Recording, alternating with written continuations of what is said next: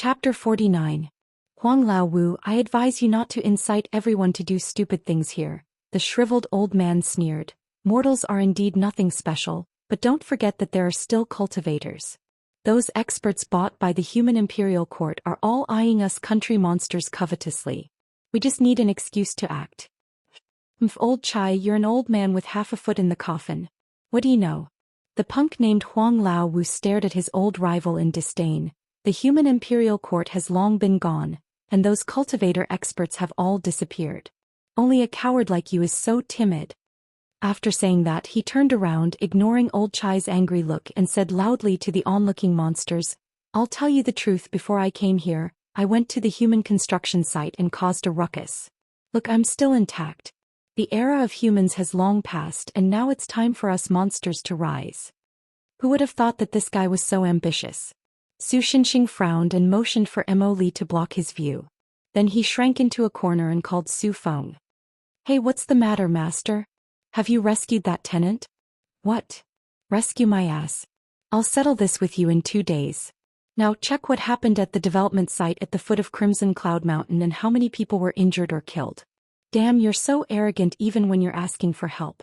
Aren't you afraid that I'll kick you? All right. At worst, I'll just ignore this matter. You'll regret it when it happens. After all, Su Feng was a civil servant who was in charge of this. If Su Xinxing was in charge of this matter purely out of a sense of responsibility, then for Su Feng, it was purely out of obligation. Although he didn't know what Su Xinxing was dealing with from Su Xinxing's past experience, it was obvious that he was solving a supernatural problem that ordinary people couldn't interfere with. It was reasonable for him to lend a helping hand. Okay, I'll check it out, but you'd better not have too much hope. After all, that's not under my jurisdiction. At the same time, the argument between the Huang family and the Chai family began to heat up. Thanks to them, no one cared about Su Xinxing, a stranger who was hiding in the corner. You brats who have never experienced being hunted by cultivators have no idea how terrifying those human cultivators are. Old Chai shouted himself hoarse. He pointed his trembling finger at Huang Lao Wu's nose. Blue veins popped out on his wrinkled forehead. Let's not talk about other things. We have the Bailu Temple above us. You should know about the cultivation of those cow noses. Can't they touch us? No, it's just that they don't even bother to touch us. Maybe they're just strong on the outside but weak on the inside. Speaking of the Bailu Temple, Huang Lao Wu, who was so arrogant just a moment ago, was also a little scared. He argued with a lack of confidence. After all, we haven't seen them appear in the world for hundreds of years. Not born. It's just that they don't care about us who are at the foot of the mountain. Now they are at least 100 miles away from us for their training. Old Chai saw that he had finally suppressed the other party's arrogance. He could not help but continue, let's not talk about those Bailu Temple disciples who are traveling around. Even those people in the temple are not people we can afford to offend. 2 days ago, the main hall of the Bailu Temple ascended to the sky. I'm not the only one who saw that, right? It's obvious that they intend to fly into the astral wind layer and collect the astral wind essence to help their cultivation. Even if they don't succeed in the end, tell me, except for the Master Hong Yi, who has the cultivation to enter the astral wind layer and escape unscathed. The monsters looked at each other. They were completely frightened by old Chai. Qin Xingyan was covering for Su Xinxing, who was talking on the phone.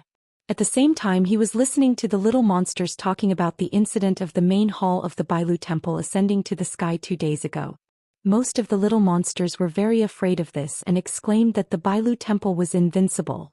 Then what do you think we should do? Let me say this first, I'm not moving. And even if we can move, the Master Hong Yi can't move. We can't just watch the Master Hong Ye's real body be destroyed by humans.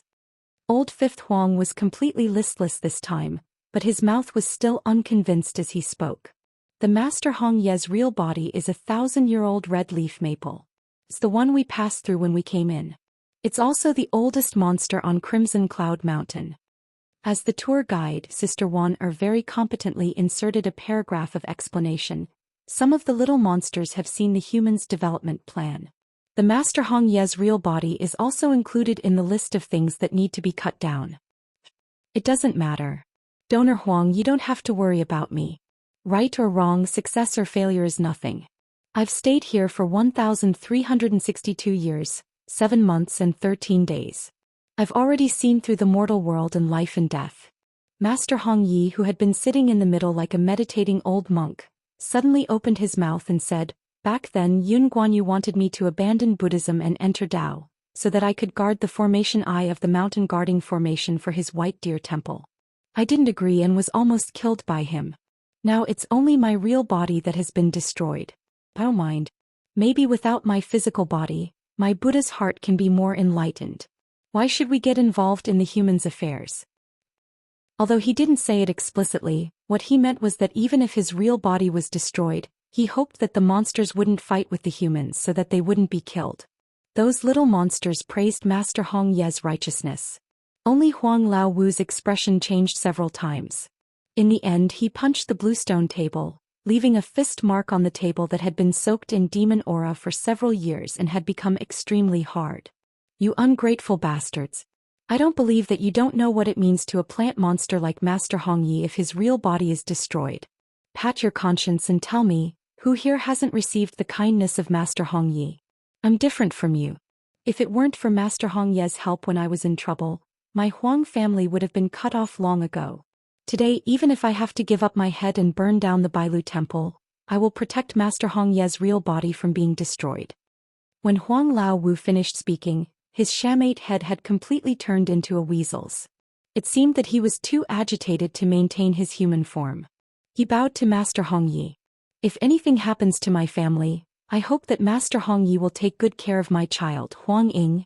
After he finished speaking, he leaped out of the hall and disappeared from the courtyard like a gust of yellow wind. "Hello, are you still there?" It was only then that Su Feng's voice sounded from the phone again. "I've checked. There was an accident at the construction site yesterday. Many of the scaffolding collapsed. The excavator and crane also had some inexplicable problems." Is that so?" Su Shenxing stared at the sky outside the courtyard. No one knew what he was thinking about. "But there's one thing that's strange. Normally, at least 11 or 12 people would die in such a big accident. But yesterday only one person broke his arm. It's considered a serious injury. The others only had some abrasions at most. You should know that yesterday's accident didn't happen in the middle of the night. It happened suddenly during normal work. Many people on the scaffolding fell from 5 or 6 stories, but nothing happened. They were just a little frightened." "Oh. I see. I understand. If there's nothing else, I'm going to hang up." *Z Shinju, wait, that can't explode. Beep beeped. Hearing the busy tone from the phone, Su Shenxing put down his broken phone and sighed. Seeing that Su Shenxing had finished his call, Qin Xingyan came over and asked softly, "What do we do next?" "Let's continue shopping." Mo Li also came over and suggested. Su Shenxing pushed away Mo Li's little face, which was covered in grilled fish sauce, and replied, "We'll go back to the Bailu temple first to prepare." "Oh right, Qin Xingyan, have you ever been a shaman?" "What?" Chapter 50. Wang Qinzhen felt a headache coming on. The development of Crimson Cloud Mountain was the first step of the company's plan to build Zhejiang's tourist attraction. The initial investment was already over 1.2 billion. If this was done well, he would have left a big mark on his promotion record. But for some reason, once he took over, the development of the tourist attraction started to fail. Initially, it was a group of Taoist priests who came to his door to complain that the construction team had destroyed their mountain gate. He rushed over to take a look, but the gate that they were talking about was just a few broken trees. This was truly a case of poor mountains and turbulent rivers. Wang Qinzhen had already categorized these Taoist priests as troublemakers. Even if he had to go to court, he was not afraid. Then he lost the lawsuit and the judgment was slapped in his face. The company had to pay several million RMB to the group of Taoist priests who did not seem to have any background. He was so angry that he planned to appeal, but the company sent someone to tell him to stay away from these Taoist priests. Now he understood that these Taoist priests probably had a powerful backer that even the company could not afford to offend. Thankfully, the other party did not continue to interfere with the development. The higher-ups understood that this was an emergency, and it was not Wang Qing'an's fault, so they did not fire him. Of course, there were many people at the company who came to watch the show, and there was no shortage of rumors. This also made Wang Qinzhen muster up all his energy. He wanted to do something to let the people above him understand that choosing him was definitely the right choice. In the end, after 2 days of peace, the scaffolding collapsed, knocking over the crane and excavator. If it weren't for the fact that most of the migrant workers were not seriously injured and the losses were not too great, he would have handed in his resignation letter and left the company with his tail between his legs. Even so, his position in the head office had become precarious. The people who were close to him had begun to keep their distance from him. Who knew when this small boat would capsize? The company's internal phone on the office desk rang shrilly. Wang Qinzhen picked up the phone with annoyance. "What's wrong?" "Hyung, there's a guest heading your way." The receptionist's voice came through the phone, but her tone was weird, like she had seen something unbelievable. "What guest? Do you have an appointment?" Wang Qinzhen had been frowning for the past few days. He searched his memory for a long time, but he couldn't remember any arrangements for today. No. The security couldn't stop him. Before the receptionist could finish speaking, the door to the manager's office was pulled open from the outside. Wang Qinzhen looked at the man in front of him, the corners of his eyes twitching uncontrollably. The other party was wearing a white t-shirt that was so bad that it looked like it was from a street stall. There was a skull printed on it, a pair of cropped jeans and a pair of sneakers whose original color could no longer be seen on his feet. So far everything looked normal. The problem was that this guy was wearing a Taoist hat on his head, and he was holding a white cloth banner with the words "Exorcise Evil, Avoid Evil, Subdue Evil, Eliminate Evil" written on it. Wang Qinzhen, who was used to seeing business elites in suits and ties, could not find any other words to describe his current mood. What kind of postmodern outfit was this? "Benefactor, I see that your glabella is dark. I'm afraid there will be a bloody disaster." As soon as the other party opened his mouth, he spoke in Mandarin with a Zhejiang accent, full of the typical opening remarks of a fortune teller in cheap movies. "If you trust me, give me 450 yuan, and I'll find a way to resolve this calamity for you." Wang Qinzhen thought for a moment, then said to the security guards who rushed to the door, not knowing what to do, "How dare you get out?" Therefore the security guards grabbed his hands and hugged his thighs. They lifted that otherworldly expert up and threw him out of the company under the watchful eyes of the employees. F***ck, there's a gay among the security guards. Su Shinxing climbed up from the ground with his hands and feet. He looked at the security guards who had returned to the office building and said with lingering fear, "I felt someone touch my butt just now. So what should we do next?" Qin Xingyan, who came out from behind a sycamore tree, helplessly covered his forehead. "I already said that you have no chance like this. I've already changed my slippers." "How could?" Su Shinxing was quite regretful. "Could it be that cropped jeans won't work? Then I can only try the Hawaiian-style beach pants." No, that's not the problem at all," Qin Xingyan said with an embarrassed face. "Even if I'm not born, I know that you're completely different from a fortune teller. Now we can only wait." Su Shinxing patted his pants and picked up the white cloth sail. "Emily, what do you want to eat?" "Orchard slime juice, with ice." The little girl, who looked as if she would faint at any time, murmured. "What kind of strange drink is that?" Qin Xingyan continued to complain. "Oh, I've heard of it, it's a famous product of Lavinia." Su Shinxing hammered his hand. "You really have it? That kind of stuff?" The girl was shocked. "But I can't get it now, it's better to drink something from Earth." "Landlord, you're such a loser, no wonder you're bald." Angry. "I always feel that your worldview is a little different from mine." Qin Xingyan looked at Su Shinxing, who was rubbing his beard stubble on Emily's face, and couldn't help but feel a little helpless. "Stop joking around, hurry up and tell me what we should do next. We just have to wait." Su Shinxing's wrist was obviously stronger than Emily's. Despite the latter's struggles, he held her by the waist. "I saw an ice cream shop on the way here, let's go there and sit for a while. Is that really okay?" Qin Xingyan quickly followed Su Shinxing, but the girl still couldn't let it go. "Although the construction site is temporarily closed because of the hot weather, it'll be reopened at 5 or 6 o'clock when the heat subsides. At that time, won't Huang Lao Wu attack those migrant workers? And speaking of which, with your strength, won't it be faster to directly beat Huang Lao Wu to the ground? Using force to force those monsters to move. It'll probably take about 10 minutes. Su Shinxing said as they walked. "But if I leave, do you think those monsters will be peaceful? People who are forced to leave their homeland.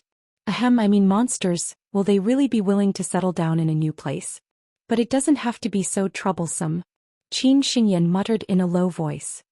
And what's the use of just waiting like this?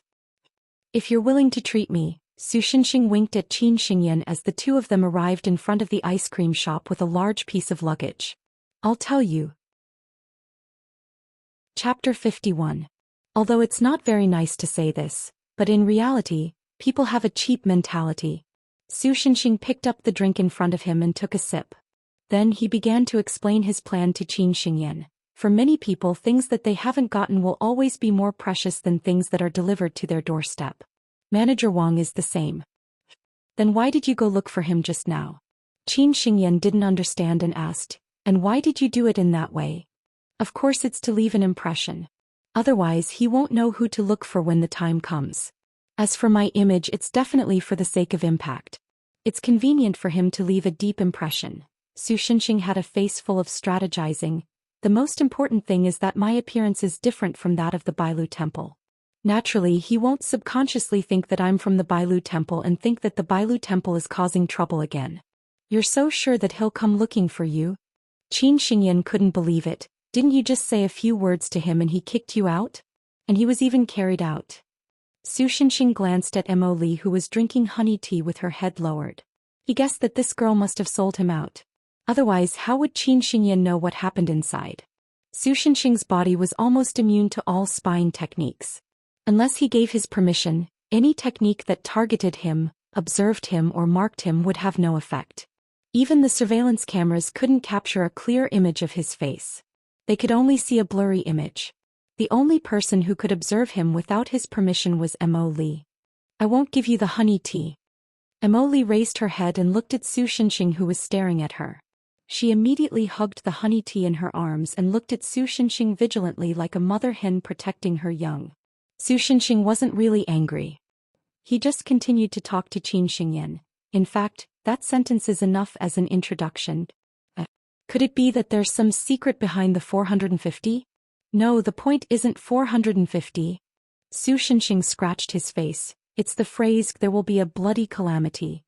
Are you waiting for him to bump into Huang Laowu? But isn't Mr. Wang the manager? People in this position usually don't go to the construction site, right? Qin Xingyan still couldn't understand. That's right. That's why I'll be the one to create his bloody calamity. Su Xinxing played with the straw in his cup and said with a faint smile, didn't you notice that the spirit ghosts that were following me before are all gone? Hey, don't worry, they'll handle it well. Su Xinxing grinned. It's only at times like this that I want to thank their original owner. That guy seems to have the spirit ghosts go to rich people's houses and pretend to be haunted when he's out of money. Then he pretends to exorcise the ghosts in order to cheat them of their money. Thanks to this, they're very good at this kind of work. With that, he finished his drink in one gulp and poured the ice cubes into his mouth. He chewed loudly and said, that Wang guy should be looking for me all over the streets now. It's about time for us to part ways. Molly will tell you the rest of the plan. When did you discuss it with Mo Li? Qin Xingyan couldn't help but be surprised. She and Mo Li hadn't been separated for the whole day. If Su Xinxing wanted to talk to Mo Li about the plan, he wouldn't be able to avoid her. If you still don't know, right? Mo Li and I share a common destiny. We've long surpassed the level of telepathy. Su Xinxing puffed out his chest and said proudly, Mo Li, come and show her. Guess what I'm thinking right now? Miss over there, do you want to go on a date? Su Xinxing raised his hand and slashed the little girl's forehead. Ouch. I'm angry, I'm going to destroy the solar system. Looking at the two girls playing around again, Qin Xingyan sighed in amusement and helplessness. Dividing line, Master, don't go. Wang Qinzhen finally found Su Xinxing on the street, who hadn't gone far. I've finally found you, Master. At this time he looked quite miserable. Not only did he look like he had been ravaged by hundreds of burly men, his clothes were disheveled, his tie was missing, and there were bruises on his forehead. It looked like he had suffered a lot. Su Xinxing gave the ghost spirits behind Wang Qinzhen a thumbs up. The ghost spirits who were praised by their master looked very excited. Benefactor, is there anything I can help you with? Su Xinxing asked as if nothing had happened. Master, I'm sorry for offending you just now. Do you think my bloody disaster can be saved? Wang Qinzhen was really scared. He originally thought that this weird guy was just crazy. Who knew that after he left, a series of accidents happened to him one after another. First, his tie got hooked on an iron frame and almost hung him to death. Then boiling water was splashed on his face. In order to avoid the boiling water, he rolled down the stairs and fell with a bloody nose and a swollen face. But all of this was just the appetizer. After almost being hit by a falling flower pot, almost being crushed by a roadside billboard, and almost being turned gay by a famous gay man in the company, he was finally scared. He desperately tried to find the master, who should not be far away. And after almost being hit by a car, almost hitting an old man who was trying to extort money, and almost being brainwashed by a pyramid scheme, he finally found Enchanting. This experience of going through untold hardships, which was similar to going to the West, and without the help of a disciple, had finally come to an end. He could not help but run to Enchanting, almost hugging his thigh and crying. Enchanting pretended to look left and right, and then sighed while Wang Qingzhen was in a state of uneasiness. "Give up. Master, master, you can't do this. Master, you have to help me." Wang Qingzhen shuddered. Needless to say, he was extremely anxious. If he couldn't resolve this bloody disaster, his trip out of the house would be like the Grim Reaper coming to the set. Who could bear that? Besides, if he really died, who could he cry to?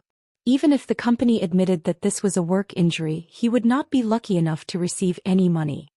Actually, it's not hopeless. Seeing that the strong medicine was about to be used, Manager Wang would be scared out of his wits if he continued to keep him in suspense. Enchanting hesitated, "But because you delayed it for a while, the best time has passed. It's much more troublesome to solve it now." "It's no trouble at all. Master, please tell me what to do." Wang Qingzhen, who finally grasped this life-saving straw, hurriedly patted his chest and promised, "As long as I can do it, I will definitely do it. Have you heard of the only opening altar practice?" Chapter 52. Of course, Enchanting wouldn't do anything about it. After all, he was just a savior, and his profession didn't match. However, this didn't prevent him from pretending to be knowledgeable in front of ordinary people. "Listen to me. That big maple tree can't be cut down. It has to be left there. Why? Of course, it's used to stabilize the feng shui and bring in wealth. Have you heard of a branch that outshines the others?" "Is that what you mean by outshines the others?" Wang Qingzhen, who was sprayed with saliva by Enchanting, asked suspiciously. "You know nothing. Maple trees are originally fiery trees. This kind of old maple tree that has been growing in the deep mountains for God knows how many years and hasn't been hollowed out by insects is a first-class auspicious sign. It's a natural feng shui magic tool." Enchanting continued to talk nonsense without any psychological burden. Wang Qingzhen recalled the construction drawings and found that the old maple tree that Enchanting pointed out was located in a place that was originally supposed to be a square. Even if it was left there, it wouldn't hinder the construction of the house, so he readily agreed. The foreman on the side very sensibly recorded this matter in a small notebook. At this time, several migrant workers suddenly rushed over and shouted to the foreman, "Foreman, the camping cabin that was built before suddenly caught fire. Several of our brothers are trapped inside and can't get out." Hearing this, the foreman didn't have time to continue to flatter Wang Qingzhen. He rushed to the scene of the fire with the migrant workers. Enchanting and Wang Qingzhen naturally followed closely behind. By the time they arrived, the flames had almost swallowed the entire two-story cabin. The crackling flames rose to a height of more than 10 meters. The scene was extremely shocking. Moreover, there was a strange light yellow wind blowing around the cabin. While hindering people from saving people, it also made the flames more vigorous. Because it was in the mountains, the fire brigade hadn't arrived yet. The migrant workers outside the cabin had a sad look on their faces. Obviously, they felt sad for their colleagues who might have been killed. Seeing this, Enchanting's face turned cold. He snorted and went straight to the fire. In front of the panicked foreman and other migrant workers, he ignored the flames, kicked open the half-burnt wooden door and rushed in. "Master. Master, you're too impulsive." Wang Qingzhen could not stop him in time. He was so anxious that he stomped his feet. The strange wind seemed to be angered by Enchanting's behavior. It blew even more fiercely and the flames soared to a new height. The rising hot air completely isolated the migrant workers who wanted to imitate the wind. Even if they got close to their skin, they would feel the burning pain. The charred pillars of the house were finally unable to bear the burden. and the entire wooden house collapsed with a loud bang, causing everyone to completely lose hope in whether the people inside could survive. At this moment, a piece of burning wreckage either from the wall or the roof was kicked away with a bang. Even the flames rose several meters into the air. Following that, a figure leaped out of the fire with two seemingly unconscious migrant workers in tow.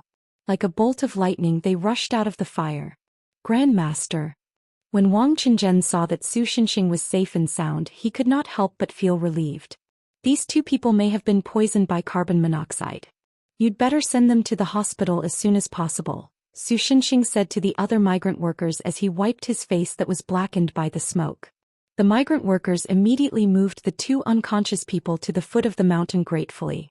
Benefactor, it seems that other than the bloody disaster you have other disasters. Su Xinxing continued to persuade Wang Qingzhen.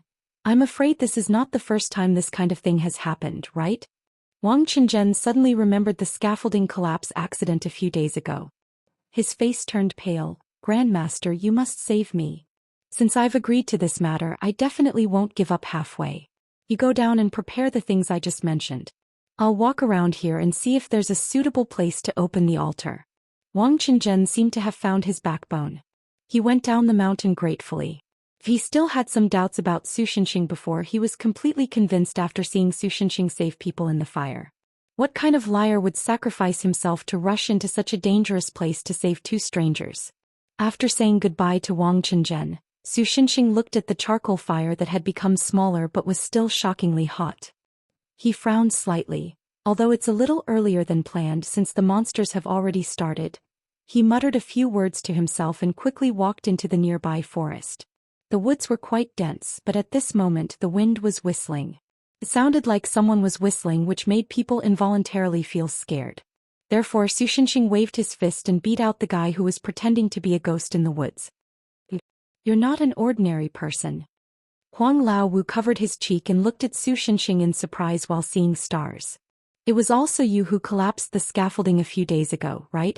You obviously didn't hurt the humans at that time. Why are you so cruel this time? Su Xinxing asked coldly.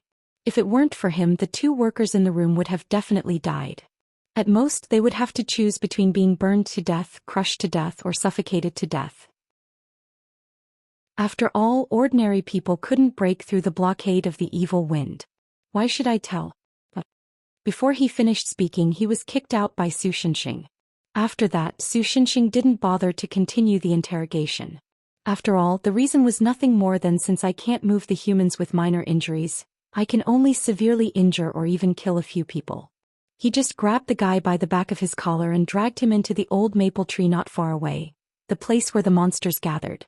The originally bustling monster market was suddenly shocked by the sudden appearance of Su Xinxing, who was dragging one of the local big monsters, Huang Laowu, with one hand. No matter how you looked at it, he didn't come with good intentions. For a moment, the whole street was quiet. Su Xinxing didn't seem to care about the surrounding gazes at all. He just kept struggling and dragged Huang Laowu, who couldn't break free at all the way into Master Hong Ye's residence.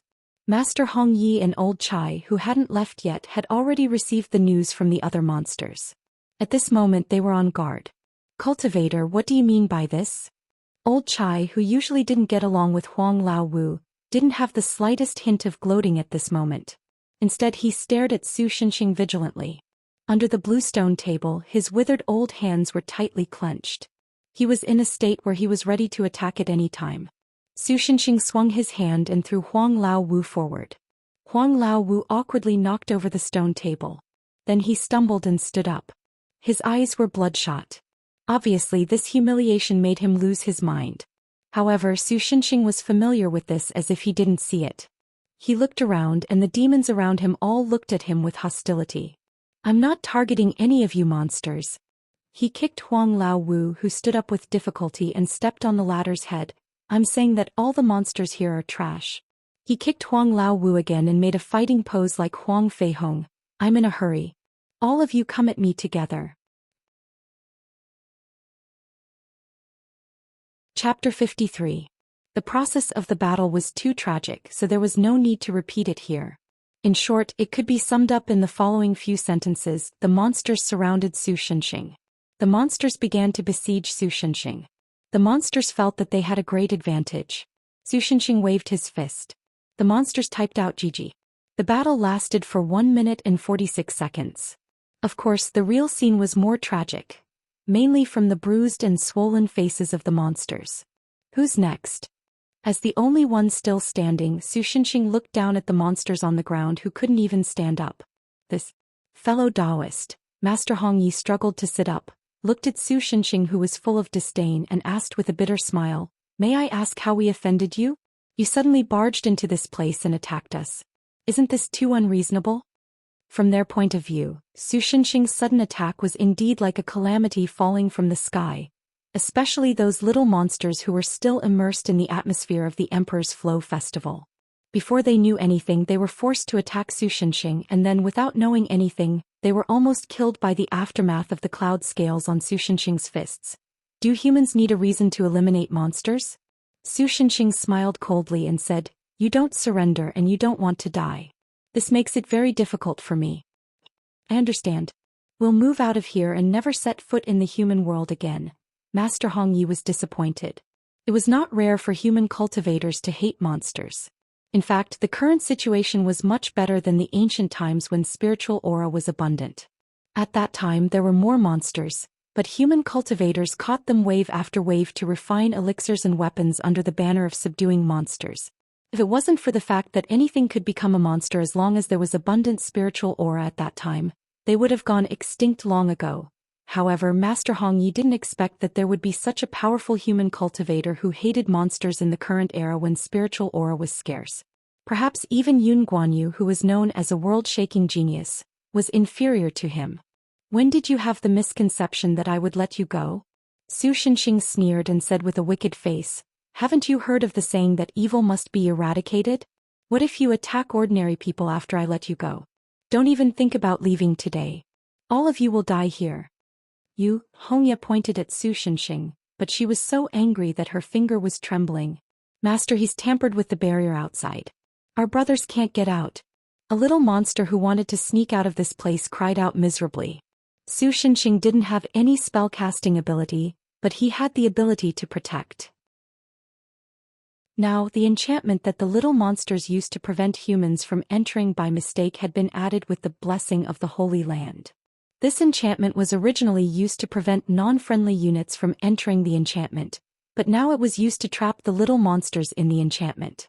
Now the demons here were like old turtles trapped in a jar. There was no way out. "We'll fight you to the death." Huang Laowu roared and tried to stand up with all his might. However, Su Shenxing just glanced at him with contempt and said indifferently, "You don't deserve it." Almost all the little monsters understood that even if they really gave up their monster cores and used all their skills, they probably wouldn't be able to do anything to the other party. The scene of Su Shenxing breaking the combined attack of all the little monsters with a casual wave of his fist had already left a mark of fear in their hearts. Could it be that all the little monsters of Crimson Heaven Mountain would die here today?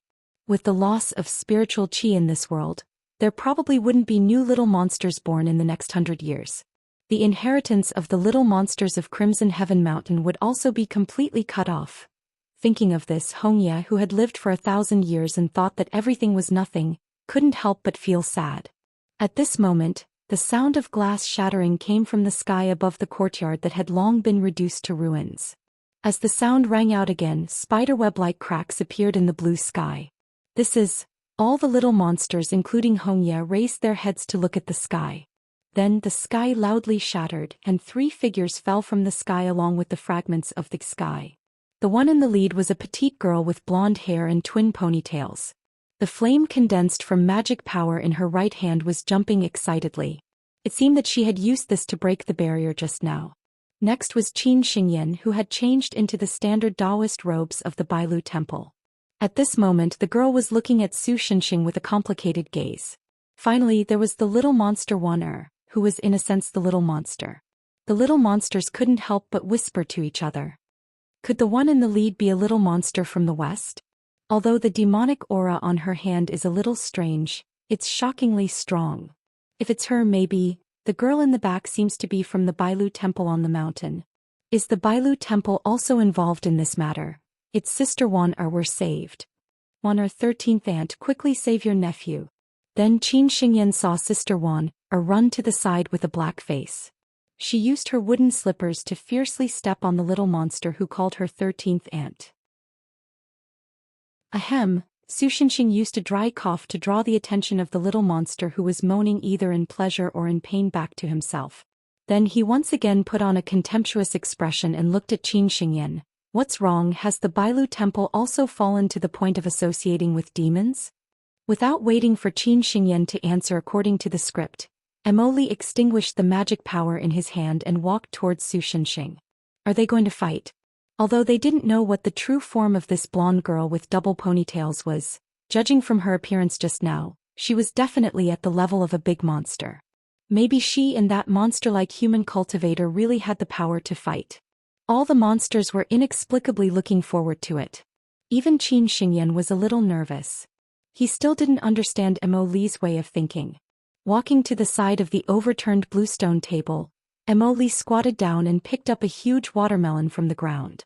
She smashed it open with her fist and buried her head in it, ignoring the astonished looks of everyone. Su Xinxing, Qin Xingyan, all the monsters, hey, give us back our expectations. Almost all the monsters were shouting in their hearts. Su Xinxing's mouth twitched and he resisted the urge to leave. Damn it, I know it's my fault that we don't have money to buy fruits for you, but do you have to pick up fruits in this place to eat? Not good. Where were we acting just now? Ahem. Su Xinxing once again used the great art of dry coughing and tried his best to ignore Jasmine's strange actions. He sneered and continued to act. What, did I hit your sore spot and you can't speak? Qin Xingyan, who was a little out of character, hurriedly put on a serious expression. Not all monsters are evil. Nearly half of the vegetation on Red Cloud Mountain was planted by monsters. When the village at the foot of Red Cloud Mountain was just built, the monsters secretly helped the villagers. Let's not talk about other things. Now, the Master Hong Yi over there once turned into a doctor and treated the villagers' illnesses. So what? As far as I know, this place will be developed soon. When that time comes, who knows what kind of crazy things these monsters who have lost their homes will do. Su Xinxing smiled coldly and everyone was shocked by his murderous aura. The whole place was silent, and only the sound of Emoli eating watermelon was particularly clear. In fact, there are already monsters who ran over to cause trouble and I caught them red-handed. This is my own idea, and it has nothing to do with other monsters. Huang Laowu lay on the ground and said stubbornly, if you want to kill someone, just kill me. However, Su Xinxing and Qin Xingyan tacitly ignored him. Our Bailu temple has already found a new habitat for the monsters here, and we promise that they won't do anything to harm mortals. Qin Xingyan said loudly. Oh, you're so kind as to spend so much effort for these monsters? Su Xinxing showed an expression of disbelief. Our Bailu temple has been established in Crimson Cloud Mountain for thousands of years, and the seniors in the temple have some kind of karma with the monsters here, so we won't sit and watch them be killed here. Qin Xingyan said half-truthfully, I'd like to ask this senior to do our Bailu temple a favor and let go of the monsters here. Of course, our Bailu temple will thank you in other ways afterwards. The Bailu temple has some karma with me, so I'll do you a favor. But remember, if there are monsters who don't obey and go down the mountain to harm mortals, I'll drive all the monsters here away even if I have to fall out with Yun Guanyu. After that, Su Xinxing flicked his sleeves and left, although the t-shirt didn't have sleeves. Qin Xingyan wanted to say something, but at this time, the monsters who had slightly recovered thanked her for saving their lives, and blocked her in the courtyard so the girl could only see Su Xinxing's lonely back from afar. Chapter 54. Since ancient times, the carrot and the stick had always been one of the most effective methods. If the monsters were asked to move for no reason, and they even had to rely on the Bailu temple to survive in the back of the mountain and be supervised by them, there would definitely be many monsters who would be dissatisfied and resentful. They might even go against the order and do some stupid things. Although it was not impossible to deal with them, it would definitely be more troublesome. Since that was the case, the Bailu temple asked the monsters to move to the back of the mountain became the Bailu temple allowed the monsters to move to the back of the mountain. In order to survive, the monsters had no choice but to move to the back of the Bailu temple, and because of this they owed the Bailu temple a favor. With this prerequisite, it should be easier to manage the monsters. The only price was that the monster's resentment would all be borne by Su Shenxing. Of course, Su Shenxing did not tell this to Qin Xingyan because based on his understanding of Qin Xingyan, although the girl was unruly like a cultivator, she was very clear about good and evil, right and wrong, and would not agree to this plan. Therefore, he hid his purpose and only told her through Mo Li in the end, so she could only come here to act in a hurry. Landlord, do you want to eat melon? Mo Li had come to Su Shenxing's side without him noticing, and handed him half a melon. Hey, didn't you already dig out the sweetest melon heart? Looking at Mo Li who still had melon seeds on his face, Su Shenxing smiled and rubbed his little head. At least now, no matter where he went, Mo Li would accompany him. It was much better than being alone in the past. Fellow Taoist, please wait. At this moment an old voice came from behind Su Shenxing. Are you Shen Gongbao? Su Shenxing's mouth twitched. He turned around and found that the one who came was actually the maple tree monster Hong Yi who was beaten up badly by him before. What's the matter? If you want to fight, I can accompany you. I'm here to thank you, fellow Taoist. Master Hong Yi bowed to Su Shenxing. Masochist. Mo Li's little face showed a shocked expression. Su Shenxing looked at his expression and felt that he was not being sarcastic. After a long time he said, "Oh no, I accidentally hit you too hard just now and damaged your brain. I was confused just now, I didn't see your true intention." Hong Yi didn't care about Su Shenxing's ridicule. He just slowly said, "As fellow Taoist said, when you fought with us, you didn't go all out, right?" Su Shenxing was choked by his words. He could only roll his eyes and did not say anything. It was true that he didn't use too much strength in the fight earlier. After all, if he accidentally killed a demon, the two sides would really end up in a situation where neither side would rest until the other was dead.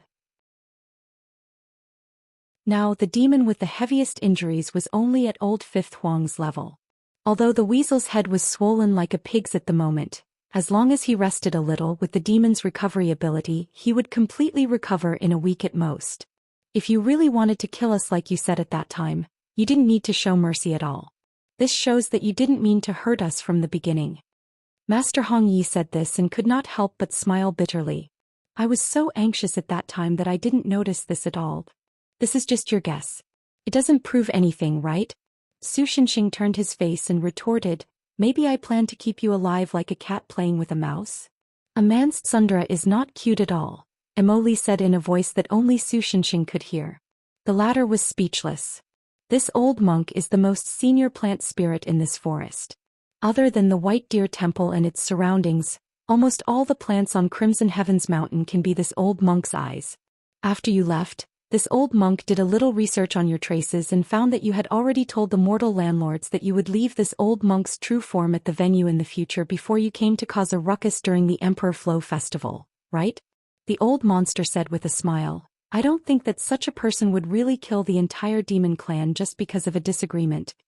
You might not believe me, but I really have done something like that, Su Shenxing first muttered softly, then said suspiciously, I'm surprised that you can recognize me. As a man with a mosaic, in theory almost all spying abilities were ineffective against Su Shenxing unless Su Shenxing himself removed the protection. Because in all the images, only you seem to be shrouded in a cloud of fog. In other words, there was nothing wrong with treating this man with a mosaic as Su Shenxing. So you plan to tell this to the other monsters? Su Shenxing asked with a frown. Of course not. Master Hong Yi shook his head. I agreed to move from the beginning. Before I was worried about where to move to. Now that the Friends of the Bailu Temple are willing to take over, it couldn't be better. You have arranged this well, so I don't need to add feet to a snake. But the only one who has to suffer is fellow Taoist who plays the bad guy. There's no need to care about this kind of thing. I'm already used to it. Su Shenxing waved his hand. Only we should go. *CK this time even the melon pulp is gone. Only the skin is left. It seemed that while Su Shenxing and Master Hong Yi were chatting, Mo Li had already finished eating the melon. The melon skin is very tasty after it's cold, Mo Li said seriously. I'd rather eat pickled vegetables. Su Shenxing curled his lips. Although fellow Taoist has a noble character and unquestionable integrity and doesn't take credit for this, I still have to thank you on behalf of the thousands of monsters in Crimson Heaven's Mountain. With that, Master Hong Yi flicked his sleeves and bowed to Su Shenxing. Su Shenxing and Mo Li could only look at each other in dismay. Then, as if they had reached some kind of tacit agreement, Su Xinxing grabbed Mo Li by the back of his collar. Mo Li was holding the melon skin, and then the two of them disappeared into the forest with a whoosh. Even so, Master Hong Yi still bowed respectfully before getting up from the ground. He shook his head with a smile in the direction Su Xinxing and Mo Li had disappeared and sighed with emotion. What an incredible fellow Taoist. Humans are indeed creatures with infinite possibilities. No wonder they can replace monsters as the masters of the world. At this time, Su Xinxing and Mo Li had already arrived at the foot of the mountain. Let's pack up and get ready to go home. Since the favor owed for destroying the Bailu temple had been repaid, Su Xinxing felt that it was about time for them to return to Jiangjin. After all, there were still many things waiting for him to do there. For example, he had to settle accounts with the guy who gave him false information and so on. Mo Li, who was still in Su Xinxing's hand, looked back at Su Xinxing and asked, "Mr. Landlord, what about the spirit vein?" Speaking of which, Qin Xingyan had returned to the Bailu temple for this matter.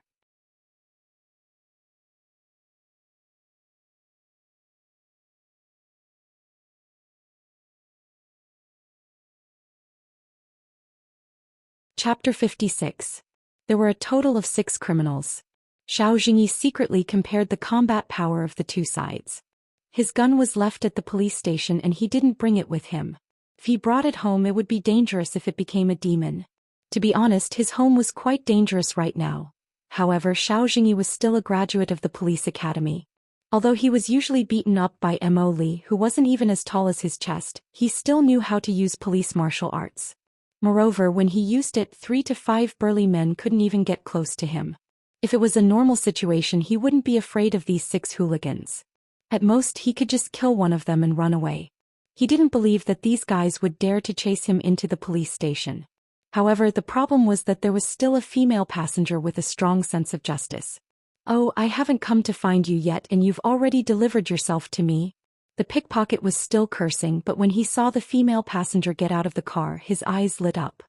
He called for his accomplices to surround the female passenger and Xiao Jingyi. At the same time, he used a warning look to scare Xiao Jingyi. "I've already called the police. It's not too late for you to surrender now." The female passenger was like a newborn calf that wasn't afraid of tigers. This made Xiao Jingyi anxious and he scratched his head. "Turn yourself in, my ass." When the pickpocket heard that the female passenger was still using the police to scare him, he was instantly enraged. He pulled out a knife and slashed it at her face. If he really slashed her, she would be disfigured. Xiao Jingyi was ready to act as a hero and save the damsel in distress. However, before he could do anything, the female passenger had already grabbed the pickpocket's arm. With a pull and a press, she pressed the pickpocket to the ground. The pickpocket groaned in pain as his arm was pulled back.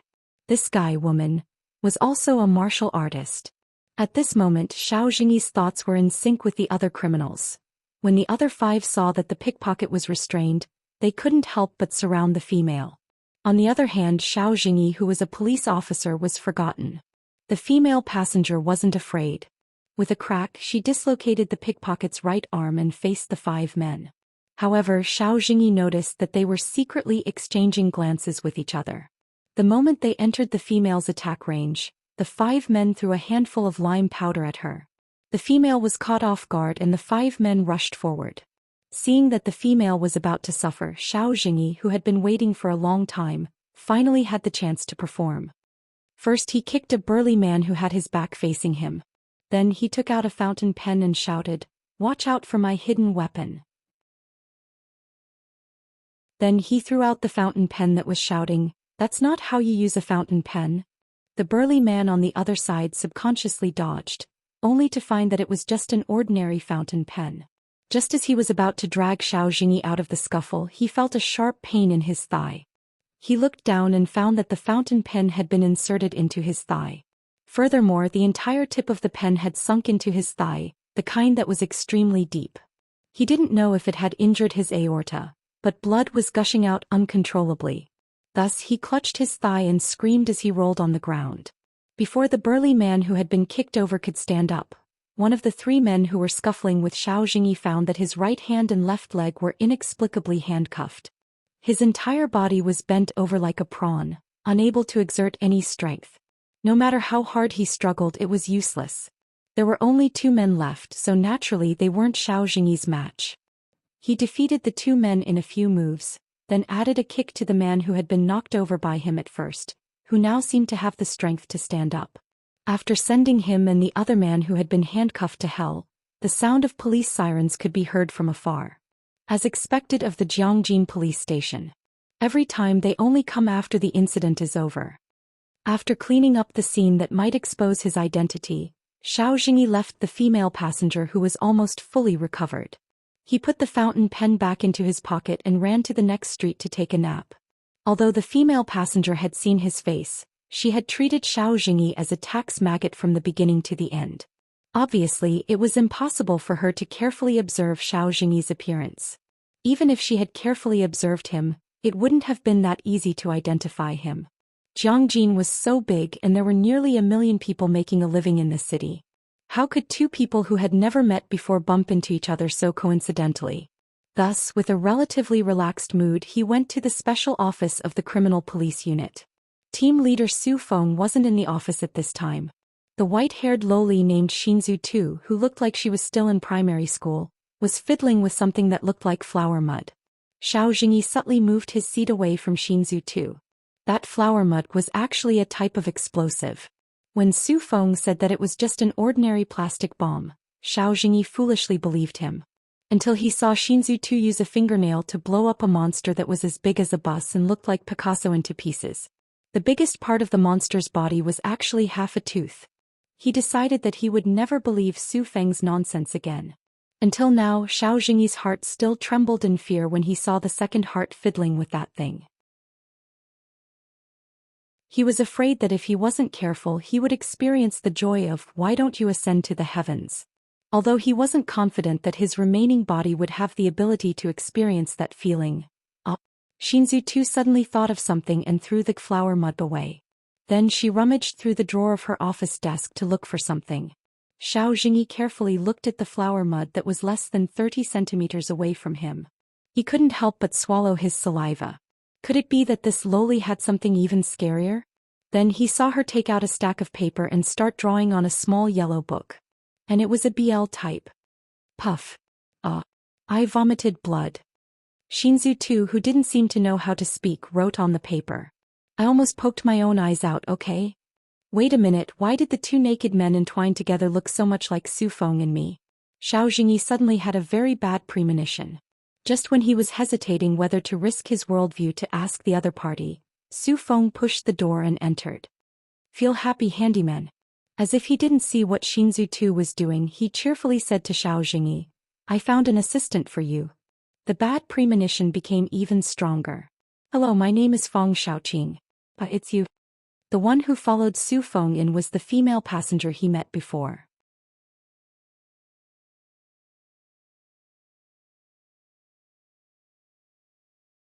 It was just that starting from the entrance, there were posters of anime beauties pasted all over the walls.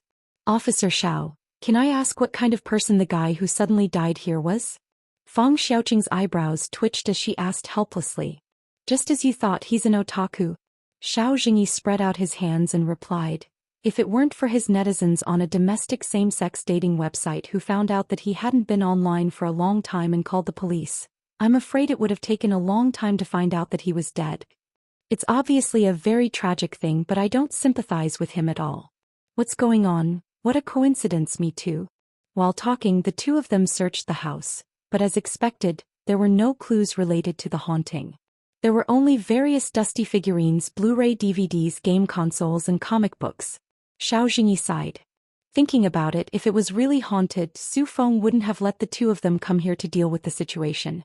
Because there were no windows in the house, although there was air conditioning, they couldn't use it at will. After searching for a long time in the stuffy and hot room, the 2 of them were sweating profusely. During the intermission, the 2 of them reluctantly found a place to settle down in the house full of furniture. They sat on the ground with napkins, drank their own mineral water and chatted. Speaking of which, I haven't thanked Officer Xiao for what happened this morning.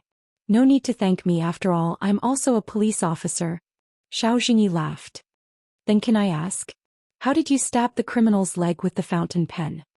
Feng Xiaoqing seemed to have expected that Xiao Jingyi would find a way to fool her, and she pressed on step by step. At that time I had recovered a little bit of my vision, and I can confirm that the other party did indeed dodge the fountain pen you threw at him.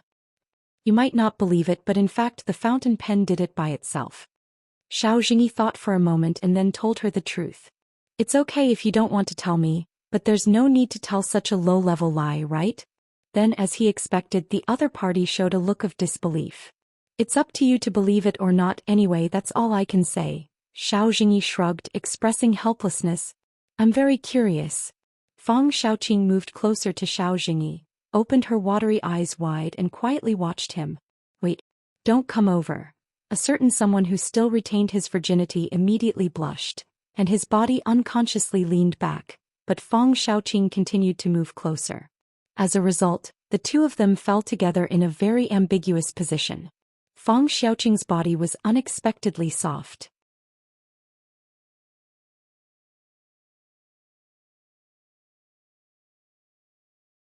Chapter 58. Accompanied by gloomy and resentful words, a bone-piercing cold wind swirled in the room.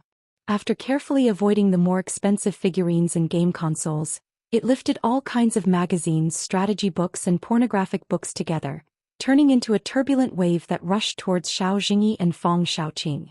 Xiao Jingyi abruptly raised his right hand, and the bracelet on his wrist immediately emitted a dazzling radiance. When the gloomy and cold ghost wind touched the radiance, it disappeared like snow without a trace. This bracelet came from Su Shenxing. After Xiao Jingyi was saved by Su Shenxing by accident, he used 2 KFC family buckets and a week of shameless begging in exchange. It was said that it had a protective treasure. Xiao Jingyi was able to see those strange existences with a mortal body because of this thing. By the way, the bracelet itself came from a street stall in a night market, and the price was about 50 cents. However, the torrent of cold wind could not move Xiao Jingyi, but it turned to a bookshelf behind the two of them. The bookshelf made an ear-piercing creaking sound, and smashed towards Fang Xiaoqing, whose attention was completely attracted by the two people fighting in front of her, or one person and one ghost. Fang Xiaoqing was completely unable to react. Xiao Jingyi noticed this in time. He had no choice but to shout, "Be careful." Then he pushed the girl back to the ground, using his body as a shield to protect her. The loud rumbling sound was accompanied by dust that swept up to the ceiling and filled the room. After a while, a slender hand stretched out from the pile of comic books and pushed away the bookshelf that had no books left. Then a figure came out of the pile of books. Cough cough. Fang Xiaoqing, are you okay? The slender figure waved her hand to disperse the choking smoke, but found that it was useless. Fortunately, her companion quickly woke up. Officer Xiao, I'm fine. The other party covered his head, and his rather tall body also came out of the pile of books. Strange, is there a mirror here? Cough cough, why is there another me? The two of them looked at each other and after a long while they exclaimed in unison. What's going on? Why did I become Officer Xiao? Dividing line, the two of them whose worldview had been greatly impacted, did not dare to stay in the room. Instead they quickly returned to the police station and then ran back to the office of the Special Case Investigation Team, startling Su Feng, who was playing Candy Crush on his phone. After listening to the two of them tell the story, team leader Su thought for a long time, and then said with uncertainty. Today it doesn't seem to be April Fool's, right? We're not joking with you. They had only started working together not long ago, but Fang Xiaoqing and Xiao Jingyi had a very high synchronization rate as they complained to their team leader. Well, if that's the case, then that's troublesome. After Su Feng confirmed that the two of them were not making fun of him, he couldn't help but frown. He habitually showed a bitter expression.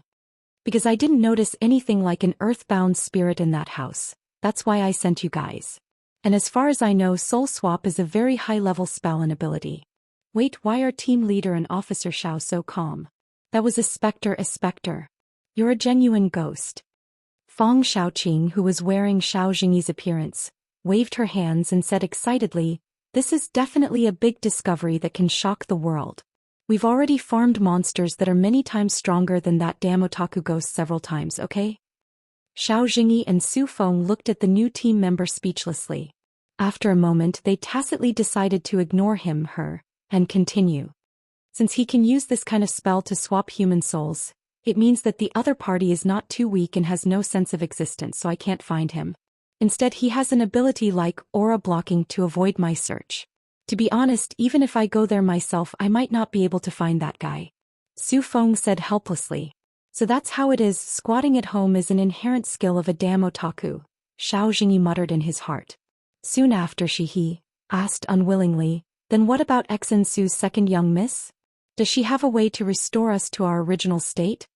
To be honest, in the past Shinsu had dealt with far more supernatural events than Su Feng. Although it could also be that as the team leader, Su Feng felt that those events were not worthy of him taking action. There was no doubt that Shinsu's image was more reliable than Su Feng's.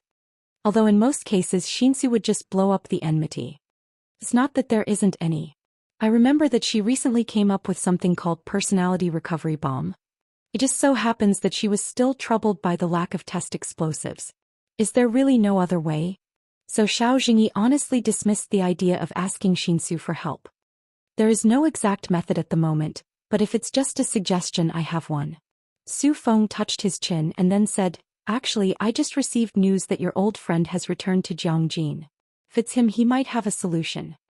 Xiao Jingyi's beautiful eyes lit up. Su Shenxing is finally back?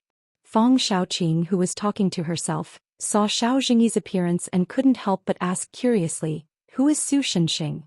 Jiangjin City's supernatural expert.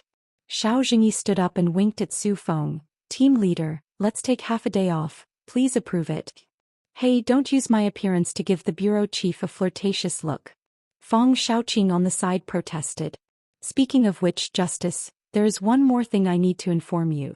Su Feng's expression suddenly became serious again.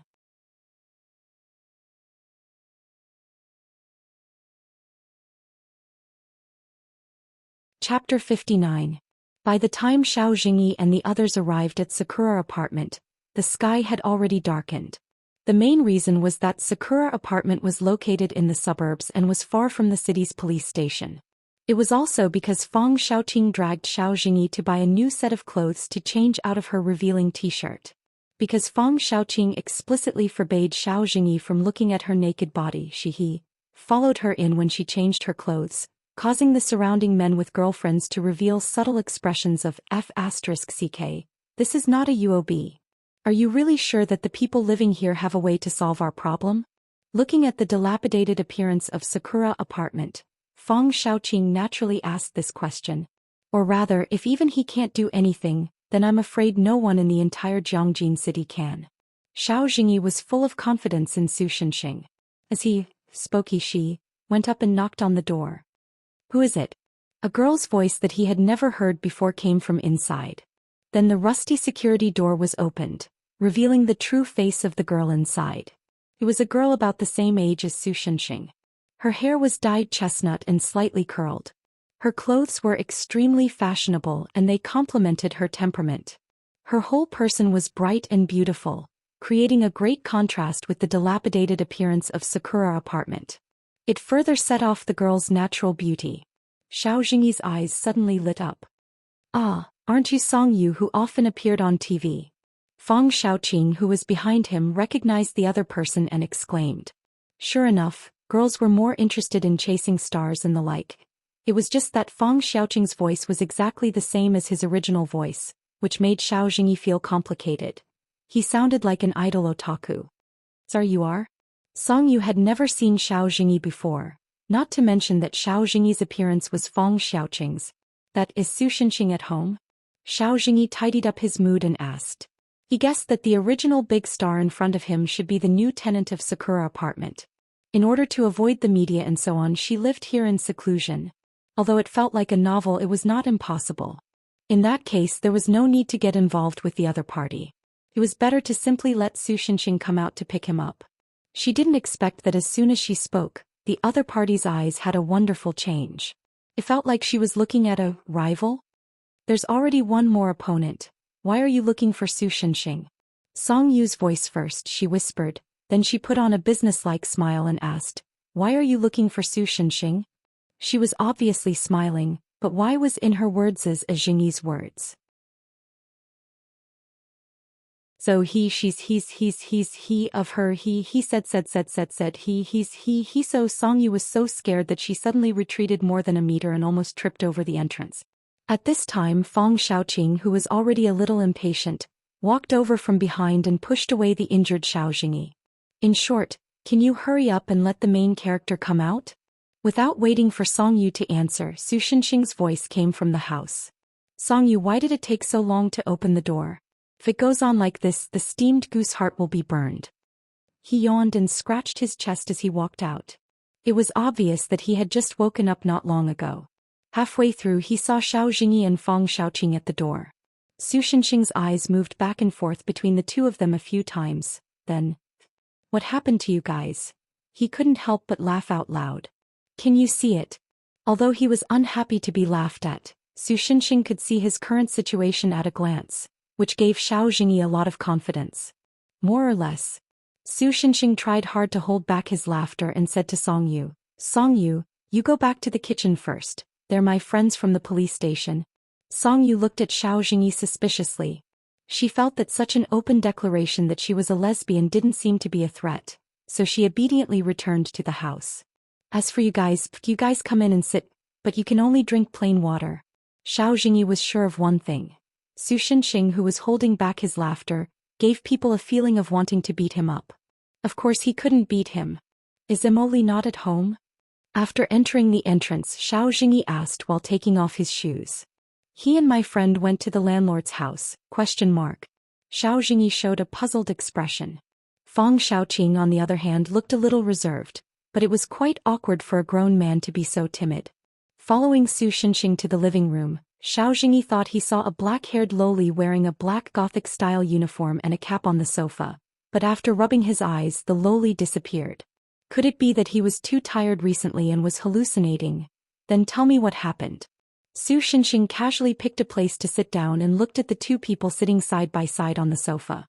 Xiao Jingyi and Fong Xiaoqing looked at each other, and in the end Xiao Jingyi came forward and told the story, while Fong Xiaoqing added from time to time. Because the story wasn't complicated, it was quickly finished. "So that's how it is." Su Shenxing crossed his arms and nodded thoughtfully. "Have you thought of anything?" Xiao Jingyi asked expectantly. Su Shenxing wasn't good at magic, but because of a lot of tutoring at the Bailu temple recently, although he still couldn't cast magic, he had his own opinion on this matter. Recently there have been some problems in Jiangjin, and that's why there's been an increase in abnormal events. The spirit you encountered should be a manifestation of this. A normal spirit can't swap the souls of two people. After thinking for a moment, Su Shenxing supported his chin with both hands and said in a deep voice, "As for what you are most concerned about, is there a way to solve the current situation? I can tell you clearly that there is." "Really?" Xiao Jingyi and Fong Xiaoqing were both overjoyed. "In theory, as long as I use my skills soul out physical, and soul return physical, it can be done." The word physical in your two brackets makes me very uneasy. That's right, the difficulty is that different people's souls and bodies have different adhesion. If you don't grasp it well, maybe by hitting the back of the head your soul will be slapped out. Soul out physical, will smash your head. But don't worry, even if that really happens it will only hurt a little. Please give us other solutions. Xiao Jingyi interrupted Su Shenxing's promotion and said firmly, "It's best if it doesn't cause harm to the body." "Well, it's not that there isn't one. Really. But it may cause harm to the soul. P.S. Speaking of which, I wanted to look for a normal shipgirl novel in Shuk before, but I couldn't find one. Almost all of them have the main character turning into a shipgirl. I just want to see the admiral flirt with the girls, not see myself turning into a girl." After complaining to my siscon friend, he decided to fulfill my wish and write a normal shipgirl novel, 70% daily life and 30% combat. To be honest, I'm super uneasy. Because that guy is a combat controller, he can write 5 or 6 chapters of a battle, and what he's best at is super expansion. So if you are interested, help me monitor that guy. If you see him super expansion, just cut him and let him right back to normal, just say that he's under my protection. The title of the book is The World's First Admiral Arrives.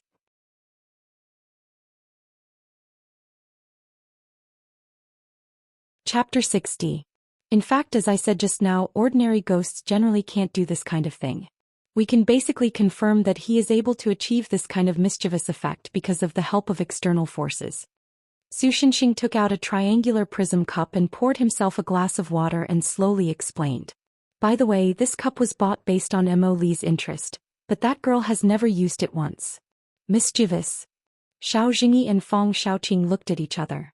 Yes, because the bracelet I gave you can nullify most malicious spells, but it is ineffective against spells with mischievous emotions. Because the spellcaster has no intention of harming the victim. Su Shenxing nodded. In this case, the solution is actually very simple. Just make the ghost disappear. He put the cup in his hand on the windowsill behind him, and suddenly a 7-colored light appeared in the cup. For example, if a beam of sunlight shines on a triangular prism, we can see that the sunlight is scattered into a 7-colored spectrum. The sunlight can be regarded as an external force. The triangular prism is the ghost, and your current situation is the scattered spectrum. Although there is no way to destroy the sun as long as the triangular prism is taken away, he said as he took away his cup, the sunlight can naturally be restored to its original state. In fact, the so-called external force was the spiritual energy recently leaked from Jiangjin, but it was too troublesome to explain, so Su Shenxing simply vaguely explained it in the explanation. I understand. Xiao Jingyi suddenly realized, that is to say, as long as the ghost is released it will be fine, right? More or less. Su Shenxing reached out to Feng Xiaoqing. Give me your bracelet, I will help you strengthen it. Unable to keep up with the conversation between the two, Feng Xiaoqing, who was still in a state of confusion, quickly took off the 5-cent bracelet on her hand and handed it to Su Shenxing. Su Shenxing, equipment strengthening begins. 1-2, Xiao Jingyi, so they're actually using their mouths to dub. Su Shenxing, Duong, the equipment upgrade is complete. Here, 5 cents bracelet plus 2. Xiao Jingyi was speechless as he took the bracelet that looked almost the same. By the way, other than the bracelet, can other accessories be enhanced? Sure. Su Shenxing was quite generous today. Take it as a thank you for the special discounts you gave me in the past. Today I'll give you another enchantment. Thus, Xiao Jingyi took off the golden necklace around his fair neck. Feng Xiaoqing, is this okay for protection? The latter hurriedly nodded her head. It seemed that the experience of running into a ghost had scared this fearless woman out of her wits. Su Shenxing took the gold necklace, stared at it for a moment and then asked, is this pure gold? Feng Xiaoqing's head was full of question marks. Yeah, it cost a few thousand when I bought it. Su Shenxing, equipment strengthening begins. 1-2, Xiao Jingyi, it's actually starting from here. Su Shenxing, Duong, the equipment upgrade failed. The thousands of dollars gold necklace disappeared. Xiao Jingyi, don't secretly hide the gold necklace in front of us. In short, as a poor man, Su Shenxing tearfully enhanced the gold necklace before he continued to tell Xiao Jingyi and the others how to deal with the ghost. There are a total of 2 ways. The first is simpler and more direct. Xiao Jingyi, you can wrap the bracelet around the handle of your pistol. This way your gun will be temporarily enhanced, and the bullets you shoot can also cause fatal damage to ordinary spiritual beings. Oh, it sounds simple. Xiao Jingyi couldn't help but smile. Don't look at me like this. There aren't many people who can beat me in shooting and rope. Are you Big Xiong? Su Shenxing subconsciously ridiculed, then continued, but spiritual beings are different from humans. They don't have vital points, so after you hit them, the protection effect attached to the bullet will gradually take effect. At first, it will bring the ghost pain as if his soul is being burned by fire. He will scream and apologize to you, begging for your forgiveness, but because this process is irreversible, you can only watch his body be dispelled by the power of the protection. After that, he will feel despair and begin to curse you in the world. If he is an evil spirit, the curse will take effect to a certain extent. But don't worry, the otakus at home are basically not bad people.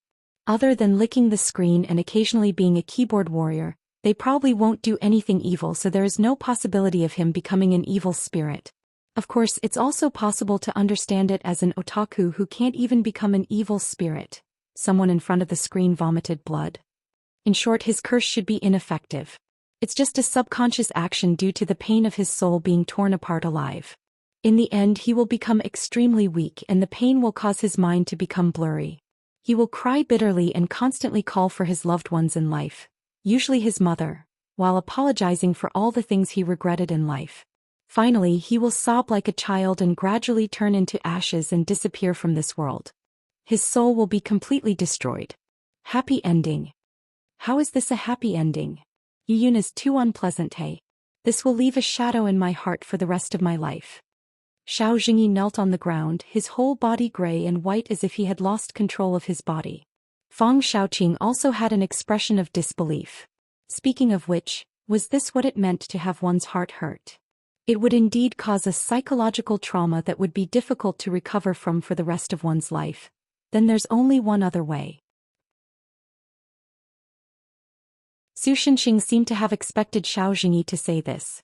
He shrugged, drank a mouthful of water and continued, "Do you know that there's a saying in Japan called becoming a Buddha?" "You mean?" Xiao Jingyi raised his head and frowned with some uncertainty. "Satisfy that damn otaku's last wish and let him become a Buddha. In our words, it's reincarnation. That way you can also achieve your own goals." Su Shenxing made a gesture of affirmation. "Although it's a little troublesome, it's still acceptable." Xiao Jingyi glanced at Fang Xiaoqing, who nodded at him.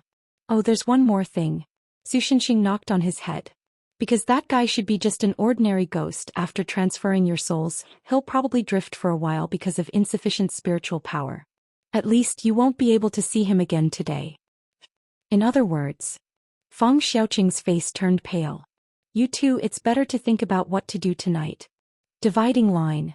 After sending away the two who were in a daze, Su Shenxing couldn't help but laugh. "You really can't help them?" Song Yu also walked out of the kitchen at this time. It seemed that she had eavesdropped a lot in the kitchen, although Su Shenxing didn't intend to hide it from her. "Of course I can't help them, but Emily can do it." "Hey, then why didn't you tell them?" "Of course it's because it's very interesting." Song Yu suddenly realized that Su Shenxing also had a rather bad side. However, she felt that she didn't hate this side of Su Shenxing. "Dinner is ready."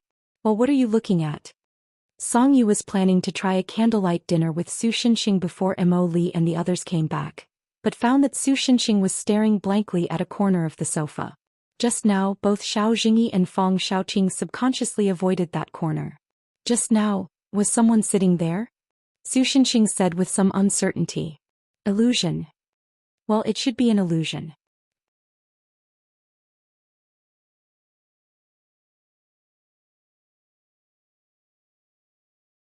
Fang Xiaoqing looked like she was about to cry.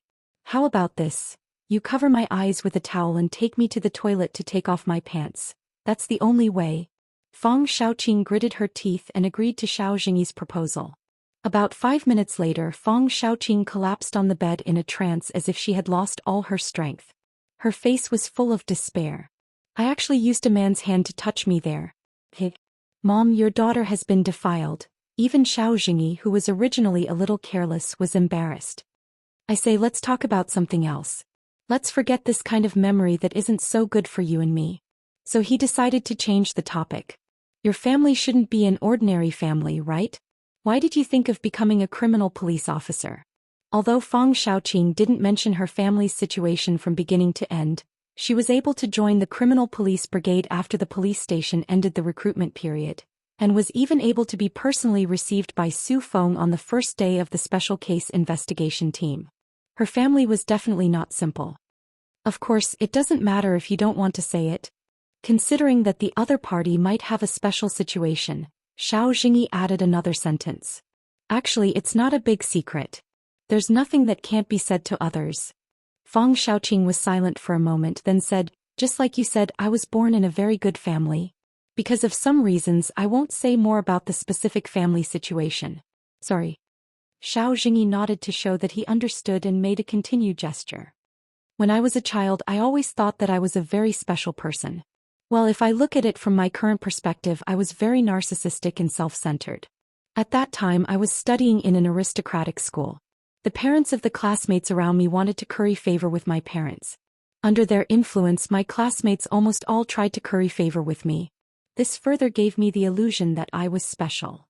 Until junior high school, I didn't enter an aristocratic school because of some reasons. Instead, I went to an ordinary junior high school. No one knew who my parents were there, and the number of students there was much more than the aristocratic school. Their backgrounds were also different, but there was no discrimination at all.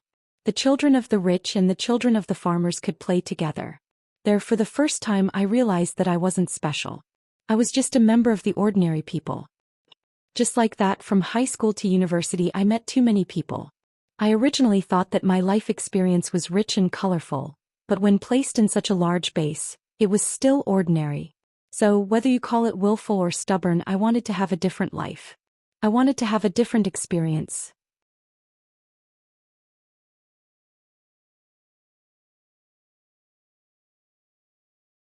Chapter 62. Is anyone there? Xiao Jingyi raised his right palm to his mouth and shouted into the hallway. It should be, is there a ghost? Fang Xiaoqing suggested uncertainly. I think you've got the focus wrong. Because there was no response from the house, the two had to return to the room full of house items like yesterday. Sure enough, the moment they stepped into the room, a bone-chilling feeling emerged in their hearts. The feeling of being spied on was very clear, making their scalps tingle. Get out. Recharge. Get out. Then the gloomy voice gradually sounded. Xiao Jingyi desperately suppressed the fear in his heart.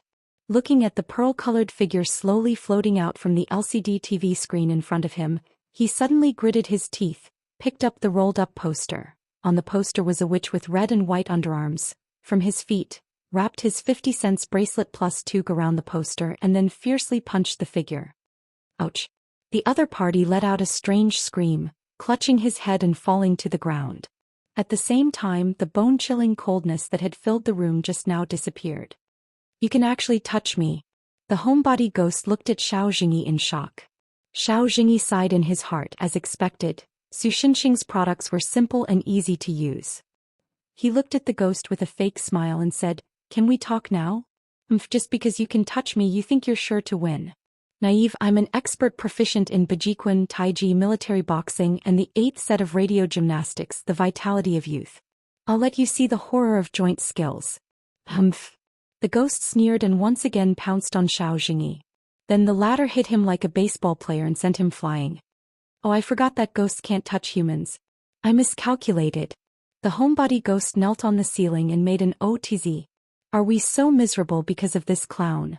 Fang Xiaoqing, who was behind Xiao Jingyi, helplessly covered her forehead. She couldn't help but feel that she had been so miserable because of her relationship with this guy. It was the greatest shame of her life. Xiao Jingyi shrugged, then waved the poster in his hand and tried to communicate with the other party. Let's make a deal, brother. Can you turn us back? No. Then let's become Buddha, physics. Xiao Jingyi, who was deeply influenced by Su Xinxing, once again struck a batter's pose. The humans are so scary. The otaku ghost hid behind the chandelier. You were a human before you died. Xiao Jingyi mocked.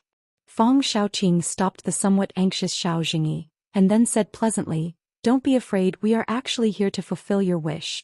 The sissy is so scary. Whose fault do you think this is?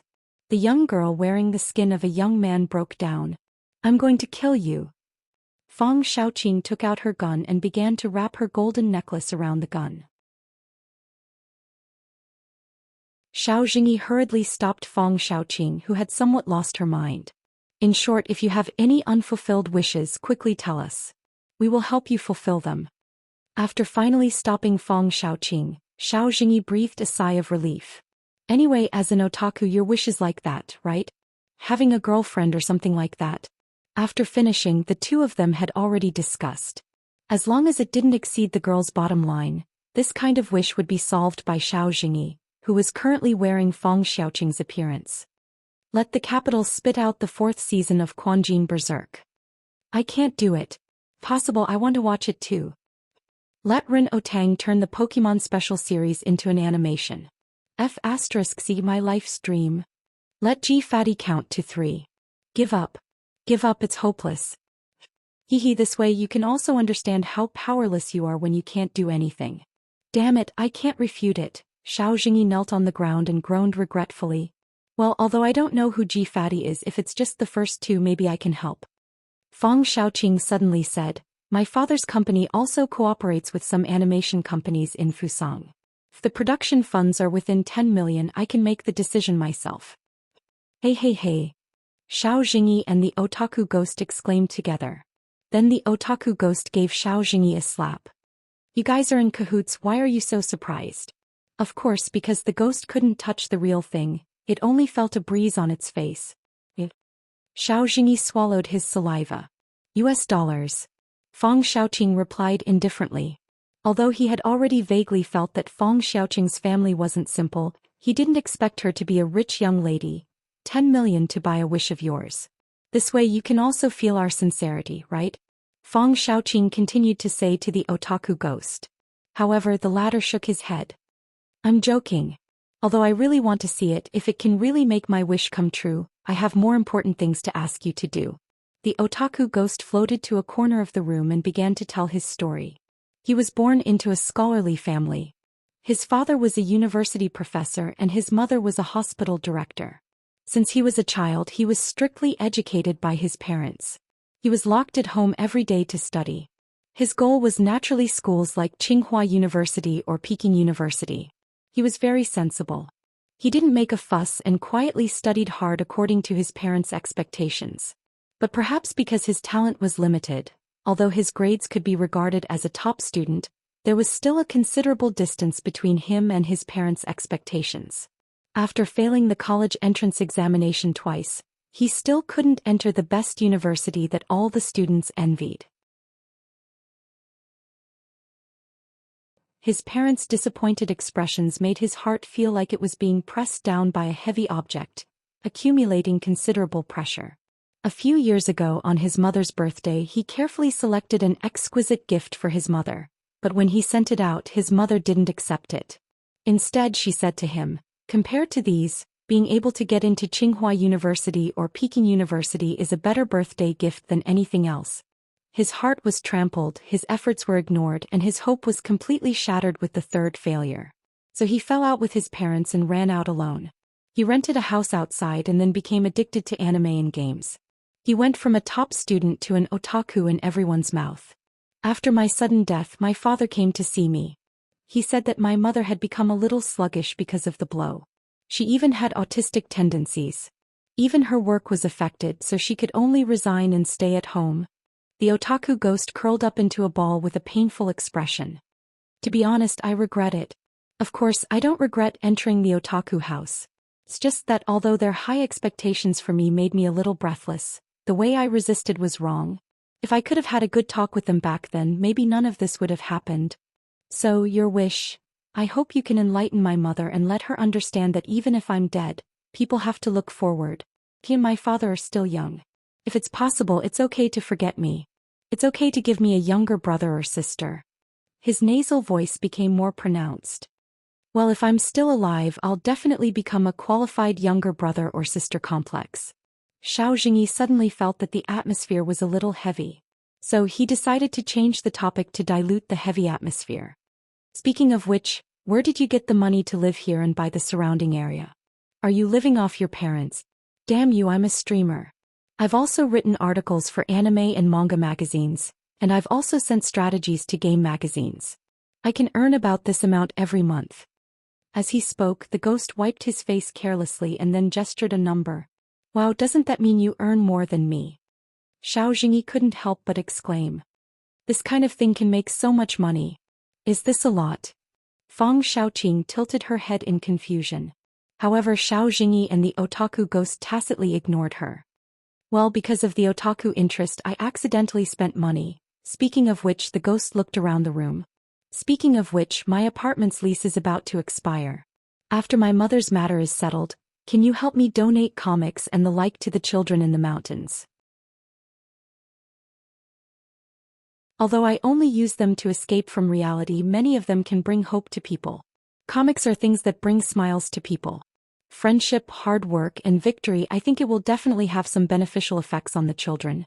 But you have some small books here that are not suitable for children. Sell them and donate the money to Project Hope? No, you'd better burn them for me. Hey, you salty ghost. Because there are a lot of hardcore things in it. For example, mutants and so on. I think you might be treated as perverts if you sell this.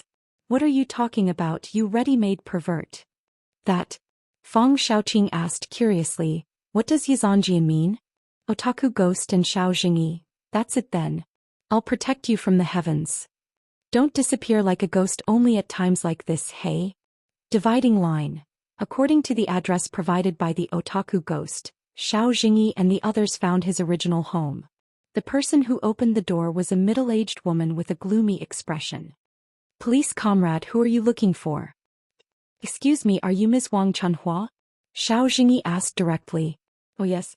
The middle-aged woman looked a little timid. Why are you looking for me? We are from the Special Case Investigation Team. Xiao Jingyi flashed his ID. It's like this. We received a report saying that there were strange sounds coming from your son's apartment. For the sake of public safety, we went to investigate and found your son's belongings inside. What? The middle-aged woman opened her mouth wide and moved a few times like a fish out of water. But because she was too excited, she couldn't say anything. First this. Xiao Jingyi took out a gift-wrapped box. The middle-aged woman took the box and hurriedly tore open the gift paper. Inside was a small brocade box. She froze as if she had been struck by lightning. This was the gift her son wanted to give her the day before he moved out, but she didn't accept it at that time. Then this. Fang Xiaoqing hurriedly handed another thing to the other party. It was an envelope containing a letter written by Xiao Jingyi by the otaku ghost. Yes, this is my son's handwriting. This is my son's handwriting. The middle-aged woman grabbed the envelope and took out the letter with trembling hands. Although we are not in the same world and you can't see me, you can still feel everything I left behind. When I first left, although it was difficult to accept, as time passed you will accept this fact. I also know that you will not forget me in this world, but please believe that I will always be by your side and pay attention to you. Your gains and your happiness are still my greatest comfort. Then I want to say sorry to you. I'm sorry that I can't meet your expectations. I'm sorry that you have to take care of me. I'm sorry that I can't accompany you in front of the white-haired hospital bed. I'm sorry that I can't snuggle by your side and call you mom and dad. The happiest thing in my life is to become your son. If there is an afterlife, I hope that I can continue to be your child. Isn't that too willful? Then if there is an afterlife, I hope that you can become my children and let me take good care of you. You are the people I love the most in this world. Thank you, my dearest mom and dad. By the time the middle-aged woman finished reading the letter, she was already sobbing. What are you doing? Don't bully my wife. At this time her husband, who happened to get off work, saw this scene and ran over while waving a folder. You're running away, hey why? Xiao Jingyi grabbed the hand of Fang Xiaoqing, who was still in a daze, and then ran together. Fortunately, the man did not choose to chase after them. Instead he went to comfort his wife first. After running for a while, the two of them staggered at the same time. Then they looked at each other, their eyes full of surprise. Their bodies were changed back. This also means that guy has become a Buddha, right? Fang Xiaoqing looked up in the direction of the apartment. Yes, but he should be satisfied. Xiao Jingyi's face was a little sad. In a sense, that damn homebody ghost was quite suitable for him. My hand is still holding, Fang Xiaoqing whispered. I'm sorry. Xiao Jingyi quickly let go of her hand. But he was surprised to find that he actually felt a sense of loss in his heart. Hey, I suddenly understand why my parents are against me becoming a criminal police officer. Fang Xiaoqing walked in front with her hands behind her back. If I died in the line of duty, they would definitely be so sad. So, are you going to resign? Xiao Jingyi asked somewhat dejectedly. Of course not. If I resigned, I wouldn't have been able to encounter such an interesting thing today, right? And I have such an interesting companion like you. I'm liking this job more and more. Oh, that's good. Xiao Jingyi's face was slightly red. Police officers, please wait a moment. At this time, the middle-aged woman suddenly chased after them. Aunt Wang, what's the matter? Xiao Jingyi quickly took this opportunity to adjust his mood. I want to say thank you to you. Although her eyes were red and swollen, her expression was much more cheerful than before. I've really troubled you. Xiao Jingyi found that there was an exquisite necklace around her neck. Was that a gift? That guy's taste was good. After repeatedly rejecting the other party's invitation to eat at home, Xiao Jingyi and Fang Xiaoqing returned to the police car and drove to the police station. Thinking of the ghost's parents, Xiao Jingyi couldn't help but feel a little emotional. Shouldn't I also call home? But his father would definitely hesitate to say anything clearly, and his mother would ask him when he would bring a girlfriend home. Xiao Jingyi secretly glanced at the girl beside him.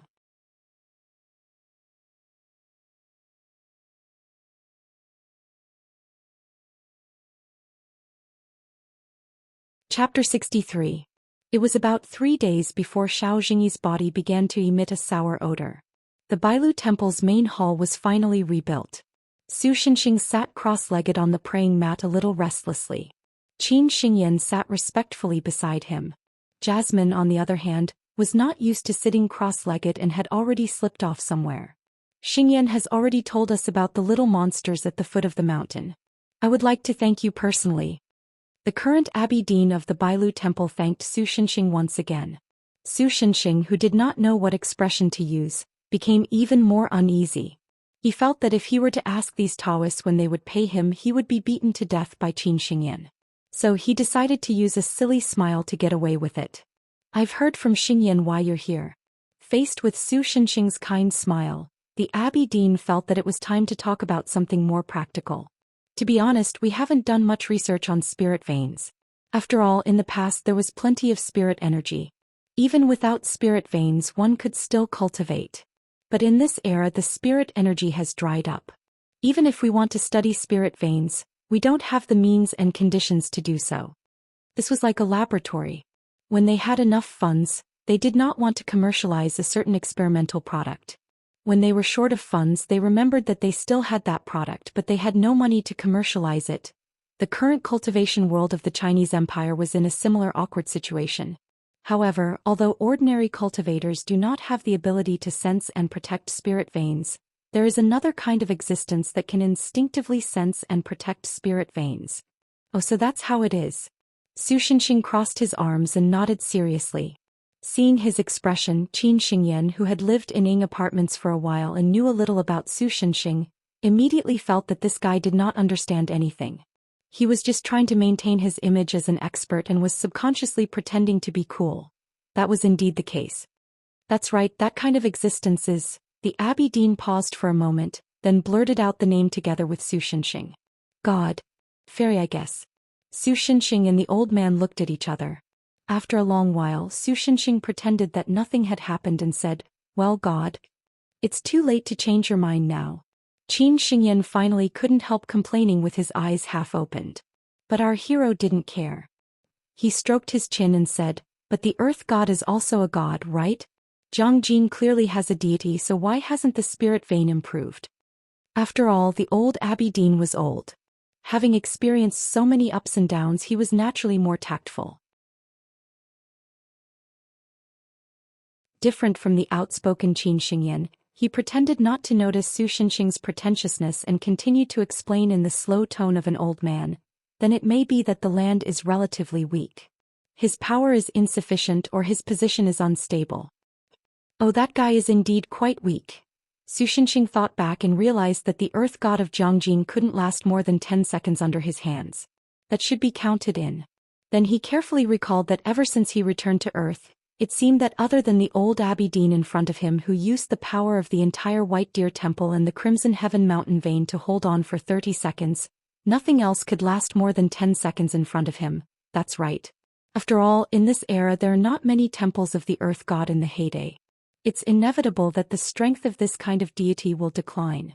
The old Abbey Dean sighed and sounded like he was lamenting about this. Su Xinxing suddenly understood. When he first met the Earth God, she did say that her temple was demolished during the period of the Four Olds and had not been rebuilt until now. In short, if we want to restore the spirit vein, I'm afraid we can only ask for help from other deities. The old Abbey Dean came to a conclusion. Let me ask you, if the spirit vein continues to leak like that, what will happen? Su Xinxing thought for a while and asked the old man, Will it just be a simple increase of abnormal events and move closer to the ancient times? Of course not. If breaking the spirit vein could restore the spiritual energy to the level of the ancient times, cultivators would have done so long ago. The old man smiled bitterly and said, The amount of spiritual energy in each spirit vein is fixed. Once too much is lost, the vitality of that place will be cut off. The land will become saline alkali land where plants can't grow. The ground will sink and collapse to form sinkholes. The air will become turbid and even miasma will start to form. The water will be contaminated by filth. In short, it will become a place where humans can't live. That's really not good. Su Xinxing could not help but frown. He did not expect the consequences to be so serious. Then do you know where other deities can be invited to Jiangjin? Just leave it to me. You don't have to worry about it.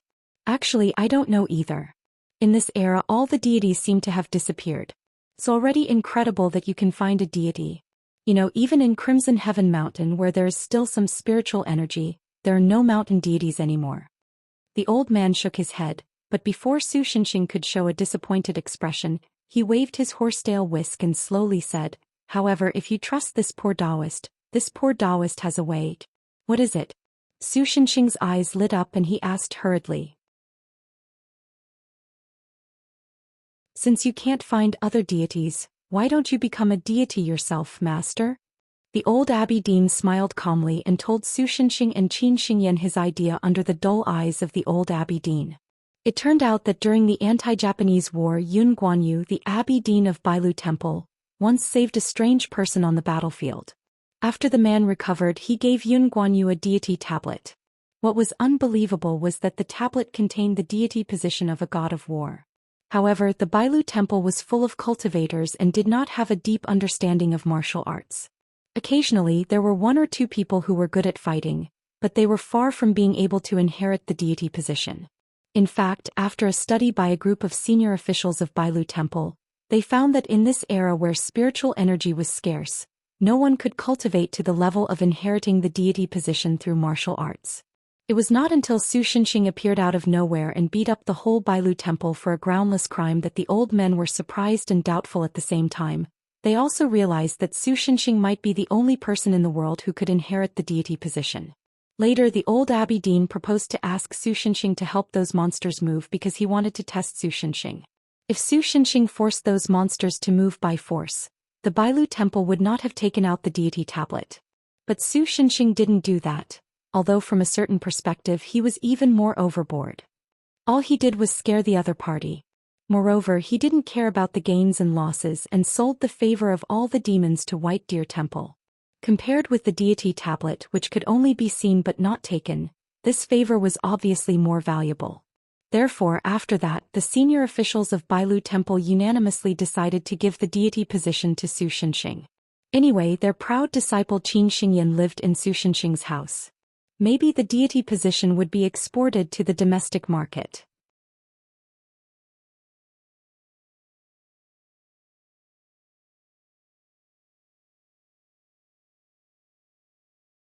About 300 years after it became the land of Jiangjin, a hole connecting the Yellow Spring and the present world appeared in this land.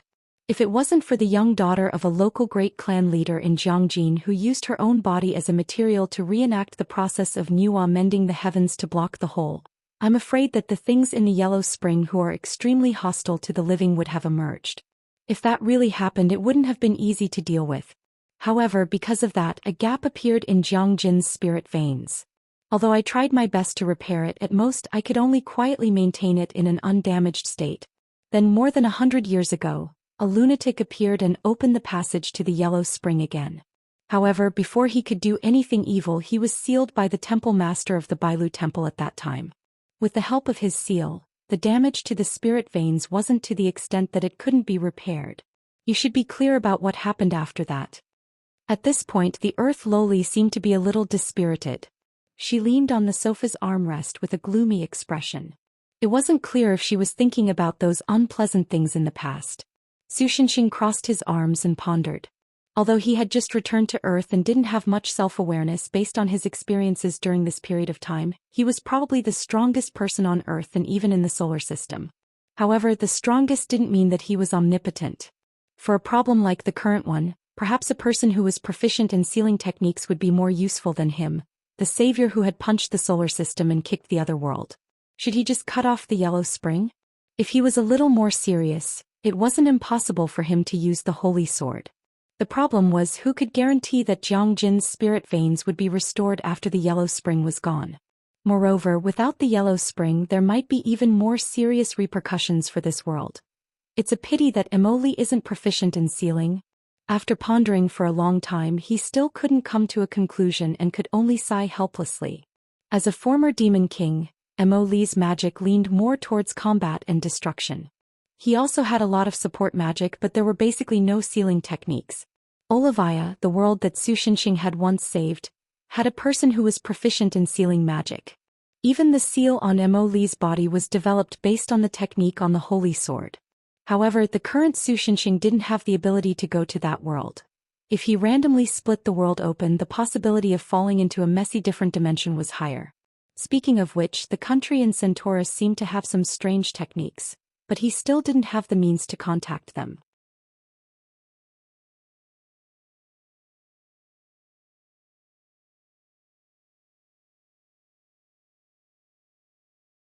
Chapter 65. Let me tell you guys, the witch outfit is definitely the cutest.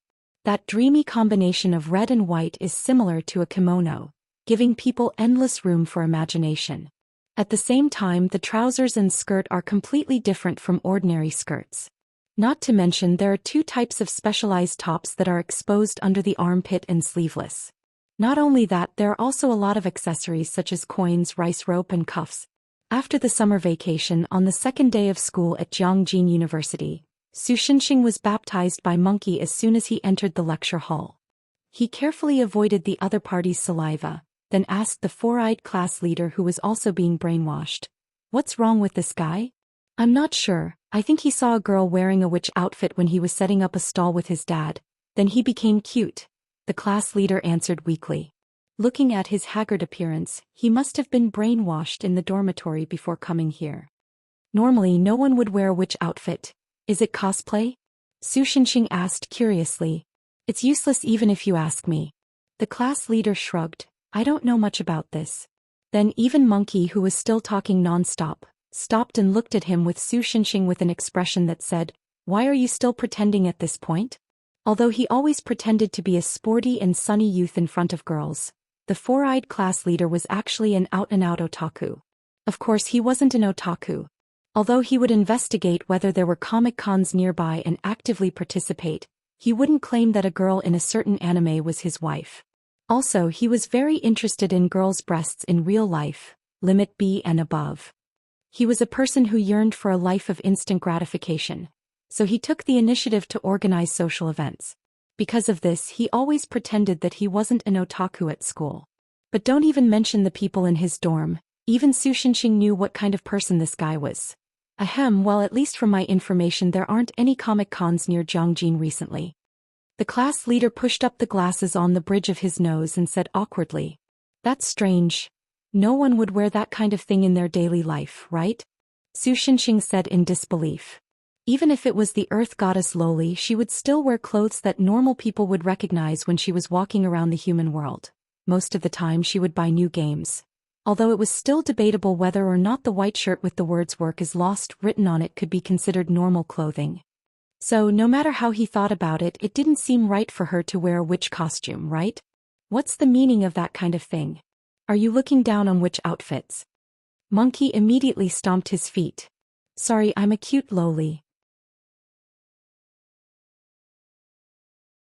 Su Xinxing put his textbook on the table. He sat and answered without hesitation, "Clothes to me anything." "What?" I didn't expect Su Xinxing to say something like that. "Apologize to me." Apologize to witch outfits, nurse outfits, maid outfits, idol outfits, pony dolls, bubble skirts, office lady outfits, goth loli outfits, bikinis, little devil leather outfits, sailor outfits, bunny girl outfits, cat ears, glasses, Zune hat, mouth ball, dance stick, and so on. Wait a minute, did you mix in some weird things at the end? That's because you don't love enough. Monkey clenched his fist and pointed at Su Xinxing, who was sitting upright and still. He put on a "there's only one reason you're defeated, and that's because you pissed me off" pose. "This student class has already started. Please take your love and stand at the door as punishment," the teacher, who was standing behind Monkey, said with a face of rotten wood. "Su Xinxing, you schemed against me." Dividing line. Because school had just started, the classes weren't heavy, and there weren't many classes in the afternoon. The four-eyed class monitor and Monkey planned to observe the freshmen's military training and see if there were any goddesses like last year's Chong Shaoxian. Although they also invited Su Xinxing still had a job, so he declined. The summer heat in Jiangjin hadn't dissipated yet in September. The owner of Shaoxian's snack shop sympathized with Su Xinxing and let him get off work early and go home. Thus, Su Xinxing carried a lunchbox of braised meat back to Ying's apartment. But when he opened the door he found Su Feng sitting inside drinking tea. He decided to pretend that he didn't see anything, closed the door and left. After the Bailu Temple incident, this guy had looked for Su Shenxing several times. Every time it was to deal with problems related to the mutation caused by the spirit vein in Jiangjin. In short, he pushed all the troublesome and thorny work to Su Shenxing, and the reason he used was quite righteous. If it wasn't for love and peace, then it was for justice. What's more, this guy didn't even pay them for their hard work. Every time after the problem was solved, at most he would invite them out for a meal. By the time school started yesterday in Jiangjin, 3 of the city's buffet restaurants had already been eaten. Unfortunately, his escape plan was thwarted. The one who blocked the door was the lowly named Antares. She was wearing a gorgeous white princess dress today. The layers of lotus leaves and translucent tassels matched perfectly. The pure white headwear with some silver ornaments matched her silver hair very well. Su Shenxing couldn't help but want to take a few more glances at her. Then Su Feng, who was waiting for him, caught him. When he returned to the living room, Su Shenxing found that not only were the members of the special case investigation team all present, but there was also a new face. It was a girl with long straight black hair wearing a witch costume. She exuded a demure aura. Could it be that the person the monkey saw was her? Su Shenxing vaguely felt so in his heart. At this time she was looking at Su Shenxing, whose neck was held by Su Feng, and then inexplicably showed a bright smile. For some reason Su Shenxing seemed to smell a fermenting stench. By the way, Mo Li, who had left early and returned home, expressionlessly kicked Su Shenxing's shin with the tip of his small leather shoes. Obviously he was throwing a tantrum. Well, no matter who you are, can you please explain the current situation? Su Shenxing pulled Su Feng's hand away, took the still throwing a tantrum Mo Li into his arms, and sat down on the squeaky cheap sofa. Then he asked as if he had given up. At the same time he also noticed that the girl in the witch costume showed a somewhat disappointed expression. It started half a month ago. Su Feng sat on the other side of the sofa with satisfaction, and then began to explain, I remember that you got a god's name from the Bailu Temple, right?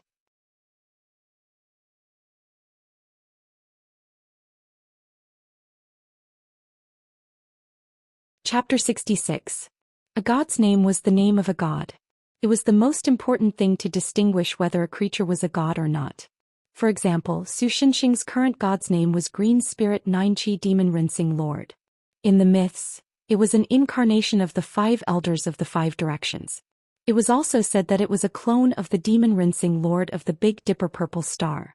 However, because the divine right that recorded the core information of the god's position was bounced off by Yunlin, Su Shenxing did not know which ancient god this thing came from. In addition, although a god's name sounded very high and mighty, in fact, it was just a useless part of the god's position. It was like an ancient general. No matter how long the title was, the one who held the military power in his hand was the boss. Otherwise it was just a vase for show. And the divine right, divine grace and divine punishment in the god's position were discarded by Yunlin like worn-out shoes. So now this god's name was just for show to Su Shenxing. What's wrong? Is there something wrong with this god's name? After coming back to his senses, Su Shenxing asked in confusion. Su Feng spread his hands and then made a pleased gesture to the witch. The latter stood up, bowed to Su Shenxing and said in Japanese, "Excuse me." Then she took out a bronze mirror from her trousers. The bronze mirror was decorated with an ancient red ribbon and a jade handle. The girl held the handle and carefully put the bronze mirror close to Su Shenxing. The bronze mirror glowed brightly. So the witch nodded to Su Feng with a look of surprise. After receiving the signal, Su Feng continued to explain, in fact this is what happened. With his tireless explanation, Su Shenxing quickly understood the whole story. First of all, the witch's name was Asahi Sakura Kanji. She was the current witch of a shrine called the White Bell Shrine in Japan. Then there was a dry well in the shrine, and it was said that a legendary monster was sealed in it. In order to prevent the world from being destroyed, in order to protect the peace of the world, the White Bell Shrine would usually have a god stationed to guard the well. However, the previous god had left the shrine early for some reason, and the next god to take over the shrine had not been born yet. What was worse was that the dry well had started to change strangely recently. There was the sound of water, but there was no trace of well water. Judging that this might be the sign of a big monster breaking free from the seal, The former Miko had no choice but to ask for help from the Yinyang Liao of Fusang. On the other hand, Yinyang Liao had learned that a new god had been born in the Celestial Empire. It was none other than Su Shenxing, who was sitting on the sofa with a confused look on his face. Therefore, Yinyang Liao simply asked the current Miko of the White Bell Shrine to invite this god to temporarily oversee the White Bell Shrine and prevent the big monster from escaping. Let me ask, how big is a great demon? After listening to the story, Su Shenxing rubbed his chin and asked curiously. You should know about the 3 big monsters of Fusang, Su Feng said in a deep voice, holding his chin with both hands, looking at Su Shenxing like a commander. Yes, I know, Su Shenxing replied proudly. Mothra, Gamela and Godzilla. It's Shutendaji, Tamamonome and Yamata no Roki. Su Feng ignored Su Shenxing's cutesy act and said, the real identity of the big monster sealed by the White Bell Shrine is unknown, but considering that it might have something to do with the legendary Daitengu, and that Daitengu usually obeys the orders of the demons, it might be Shutendaji. If he jumps out, can I beat him up? Don't give me face. Su Feng gave Su Shenxing a thumbs up. Well said, but I refuse. Su Shenxing put his chin on Mo Li's head and said weakly, I don't want to go to Fusang. But from your previous behavior, you don't seem like a nationalistic youth. Su Feng asked curiously. It's a great opportunity to travel on public expense. Isn't Fusang surrounded by the sea? Su Shenxing said seriously. I'm allergic to seafood. Sorry, what did you say? I think I'm hearing things. Su Feng picked his ears. The guy who could play with curses, use black magic as an electric fan, and eat the golden silkworm like fried beans was actually allergic to seafood. Anyway, other things can be discussed, but I'm not going to Fusang. Su Shenxing yawned and planned to let Mo Li chase him away. At this time, Xiao Jingyi grabbed Su Feng, who still wanted to say something. Team leader, at this time, you can't persuade him with ordinary words. But Su Feng furrowed his brows, clearly unwilling to give up. So we have to use some other words. Xiao Jingyi coughed and said to the bored Su Shenxing, 500 a day. Su Shenxing's ears perked up, but he still tried hard to resist the temptation of money. 500 a day. Food, lodging and travel expenses are included. For the friendship between the people of the 2 countries, even if I can't eat seafood, I'm willing to sacrifice a little. Su Shenxing said righteously as he patted his chest. That's it. Team leader, take the contract. Xiao Jingyi looked at Su Feng. That's it? Su Feng looked at the 2 of them with an expression that said, F** Sikakuya. He opened his mouth as if he wanted to say something, but he felt that words were too weak. No matter what he said, it seemed that he couldn't save the integrity of Jiangjin's strongest person. Speaking of which, what about my school? Su Shenxing asked casually as he took the contract.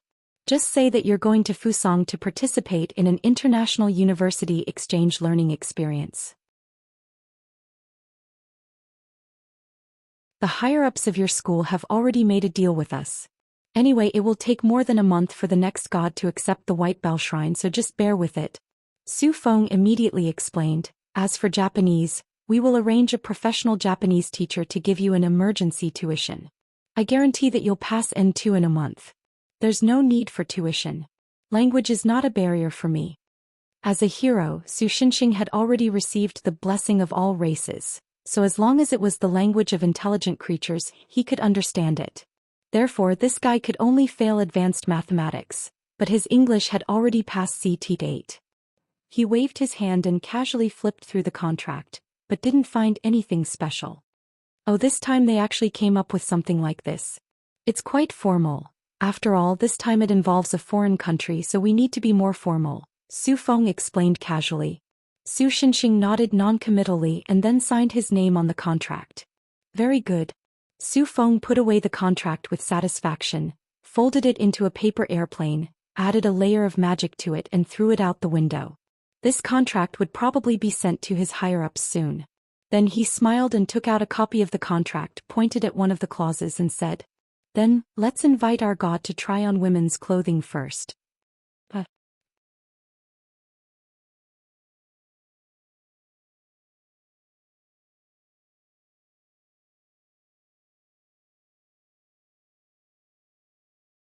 Although he did not know the reason from Su Feng's investigation, Unless there was something difficult to solve, Su Xinxing would abide by all the rules of human society as if he had obsessive-compulsive disorder. This was also why, even though he had the power to make a better life than anyone else, he still lived in the shabby Sakura apartments and worried about making a living every day. Therefore, this time he had Su Xinxing sign the contract first before bringing up the matter of women's clothing, which had been briefly mentioned in the contract. If I violate the contract, I will be fined 1 million yuan, right? Su Xinxing flipped through the copy and threw the contract on the table. No problem, I will think of a way to get the money. Xiao Jingyi was surprised. In his impression, Su Xinxing, who loved money as much as his life, actually took the initiative to accept the punishment this time. He would rather pay money than wear female cross-dressing. To what extent did he resist women's cross-dressing? The priestess, who had been silent all this while, suddenly raised her hand cautiously and interrupted their conversation in stiff Mandarin. My Mandarin is not very good, but the conversation just now, my request, did Kamisama reject it? That's right. Before Su Feng could speak, Su Xinxing hurriedly said. He stood up, put Emily in his arms on the sofa, and said to the witch with long black hair, "If you don't mind, stay for dinner as an apology." Is that so? The witch looked disappointed, but soon she forced herself to be spirited. Well, can I continue to persuade Kamisama? Can you use persuasion here? Xiao Jingyi whispered, but Su Feng bumped his arm as a warning. Do as you wish. Su Xinxing sighed and gestured to Emily to see him off, and slowly walked into the kitchen with the braised meat. You only let the witch stay for dinner, you guy who values women more than friends. Xiao Jingyi's voice gradually faded as he was thrown out by Emily, and completely disappeared after the door slammed shut.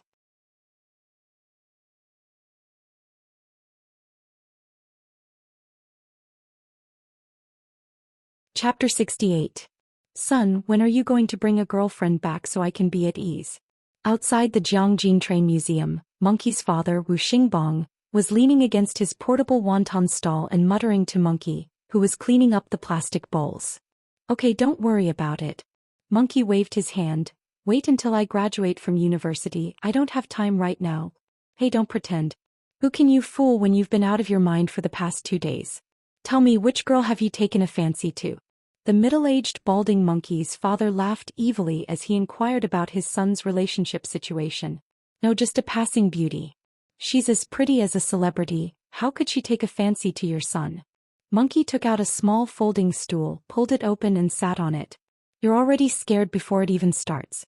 You really don't look like my son. Back then, a lot of people chased after your mother, but didn't I succeed? Succeed? A few years ago you've been crazily talking about some train goddess. Monkey sneered.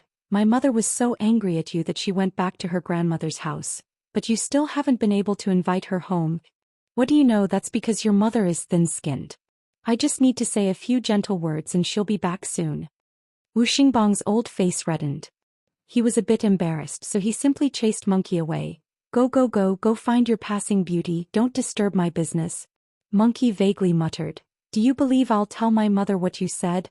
Then he slipped away before his father flipped out. The autumn tiger's power was not small.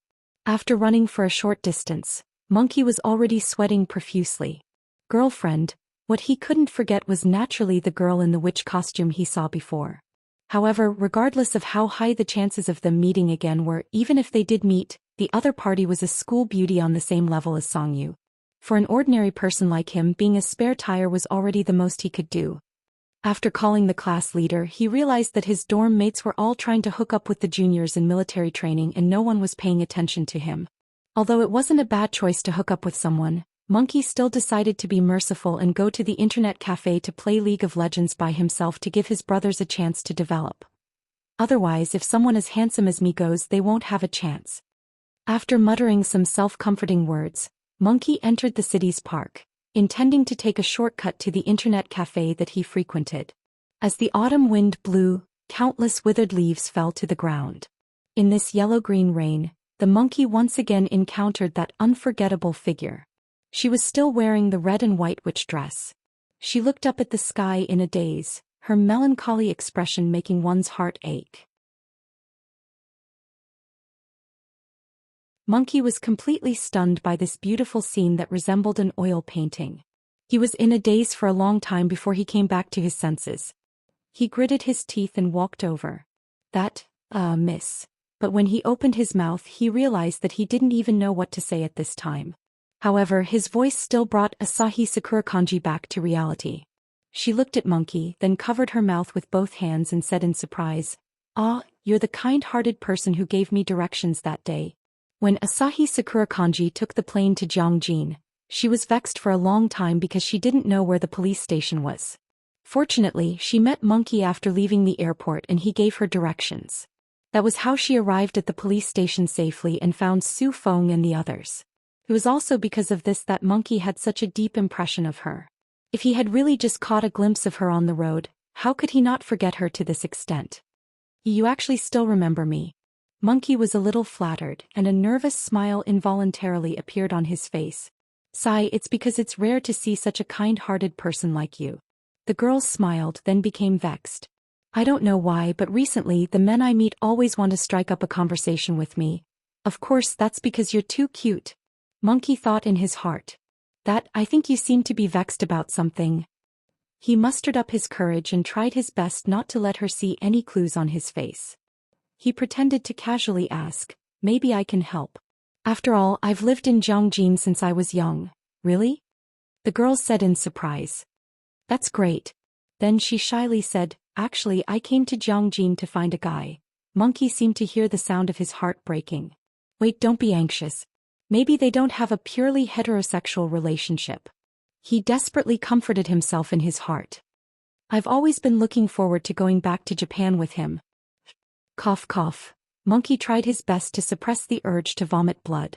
He already couldn't lie to himself anymore. "That's right, how could such a cute girl not have a boyfriend?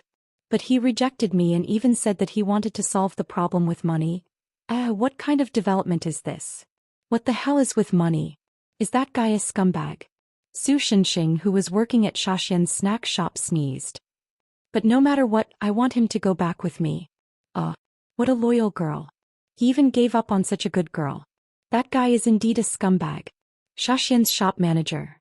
"Little Su, do you have a cold? Why are you sneezing so much?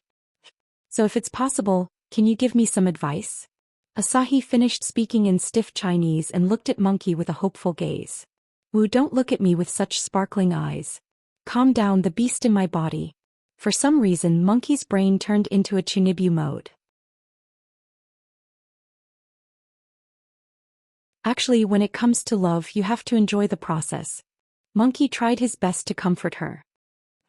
Didn't I make it clear?" The girl tilted her head in confusion. This action was surprisingly cute. "That guy and I aren't lovers? Aren't you?" "That's right. She's from Japan and doesn't understand Chinese well.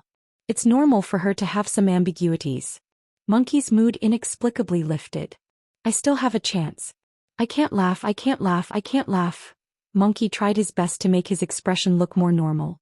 Only then did he prepare to continue speaking. However, the girl spoke before he could. "It's a relationship deeper than lovers, from the perspective of a god and a witch serving a god. A relationship deeper than lovers. They're husband and wife." Monkey was completely petrified. "Mr. Kind Person, what's wrong with you? Wait, why did you suddenly shed tears of blood?" "Ambulance."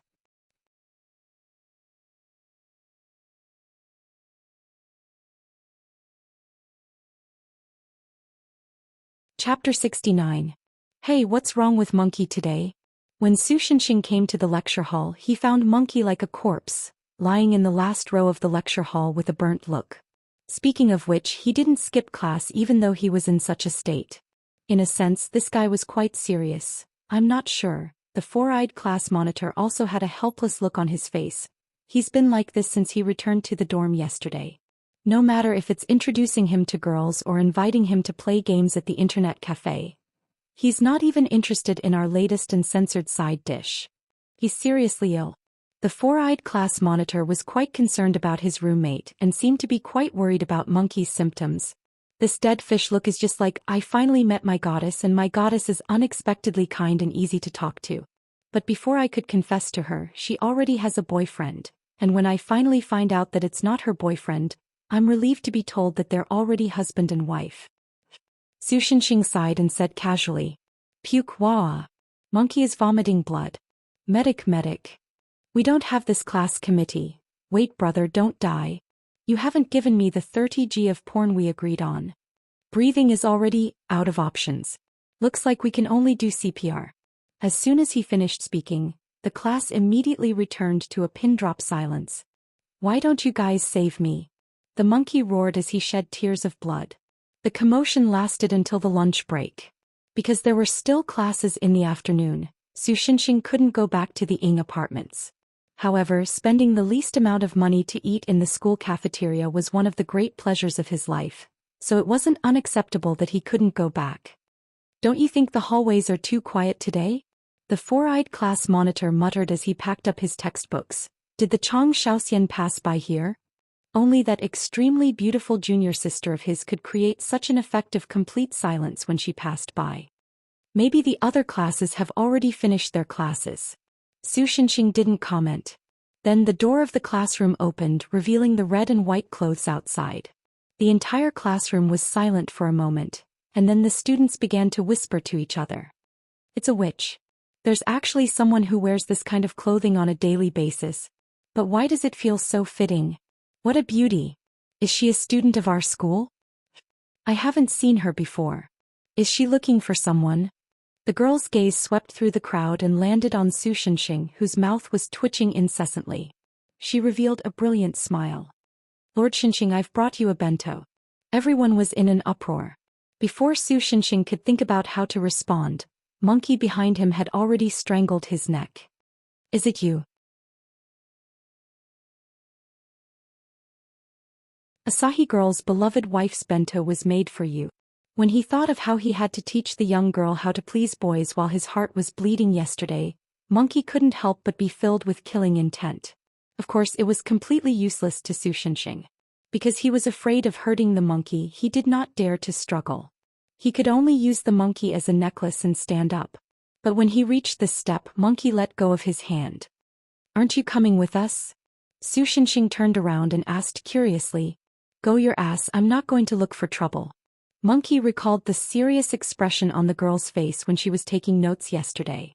He felt that since she was so serious about making the bento, he couldn't ruin her good intentions. Therefore, although he was depressed, he didn't really intend to interfere. Is it an illusion? I keep feeling that the girl is drooling while looking at the two of you. The four-eyed class monitor said hesitantly in a low voice. That shouldn't be an illusion.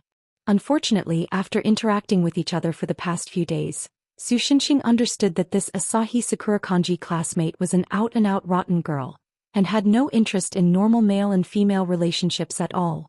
Thinking of this, Su Xinxing couldn't help but look at Monkey with a bit of pity. So pitiful, the love ended before it even started. Is this the so-called defeat before the battle? Parting line. After finding a place to lay out a picnic cloth in the mountains behind Jiangjin, Su Xinxing and Asahi Sakurakanji sat on the ground and began to eat their bento.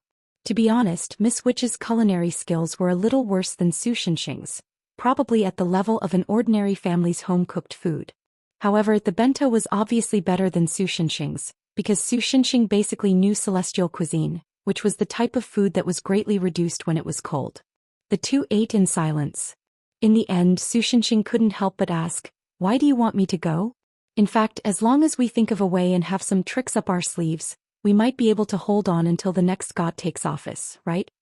This matter started from the day before yesterday. After driving the people from the special case investigation team out of Sakura apartment, Su Xinxing received a call from Xiao Jingyi, but it was Su Feng on the other end of the phone. Su Feng also told Su Xinxing their real purpose. Letting Su Xinxing be the mascot. I mean the god of the shrine. Of course, it wasn't for the sake of the friendship between the two countries, but because Fusong would pay a corresponding reward. The reward was a royal seal called the Jinchuan seal, which was a magic treasure that was lost in the War of the Celestial Empire.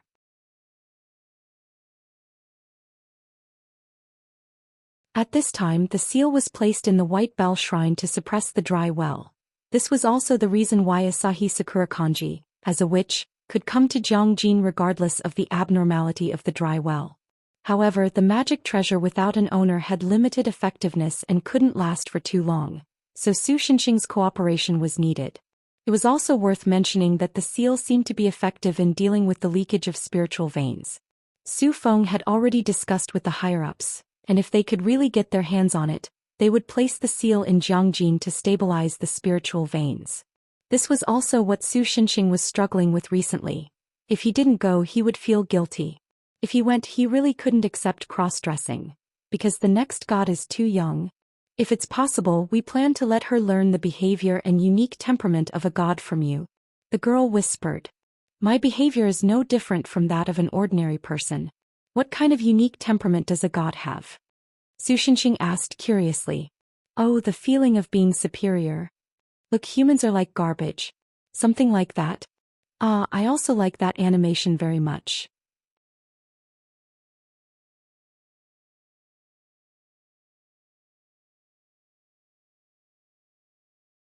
Chapter 70. Can a Miko watch anime? Su Xinxing asked as he swallowed the Vienna sausage that had been cut into the shape of an octopus. The former minute. The girl answered subconsciously, but for some reason she became depressed. The goddess-ama I served once secretly took me to a video store to rent a shrine to watch anime. Oh? That doesn't sound like something a god would do. Although it's a little rude, I don't think working in a small food store is something a god would do. The girl's rare forceful words surprised Su Xinxing. He immediately realized that she was angry because he had said something bad about the former goddess-ama. To be honest, Su Xinxing felt that such a girl looked much more natural. Although her lifeless doll-like appearance was exquisite and quiet, it wasn't to his liking. Do you have a good relationship with the former goddess-ama? So he tried to start a new conversation. It was raised by Minatsuma. The girl hesitated for a moment before slowly answering Su Xinxing. It said that the former Miko of the White Bell Shrine had just fallen ill and was unable to continue her duties as a Miko. Yin Shirtao was looking for a suitable candidate, and I was abandoned at the torii of the White Bell Shrine at that time. Minatsuma personally carried me back to the shrine and began taking care of me. After discovering that I had psionic power potential, she directly made me the successor of the White Bell Shrine's Miko. I heard that there were many voices of opposition in Yin Shirtao at that time, but Minatsuma ignored them and only took care of me at the shrine alone. Kamisama, can you see what's there? Suddenly, the girl pointed at a cypress tree not far away and asked softly. Su Xinxing looked in the direction she was pointing at and saw a ferret-like creature with green fur sneakily poking its head out. But when it saw Su Xinxing looking at it, it immediately dove into the trees and quickly disappeared. How rare. There's actually a weasel in Jiangjin. Su Xinxing was surprised. Although the color of its fur was a little off. Actually, I can't see that.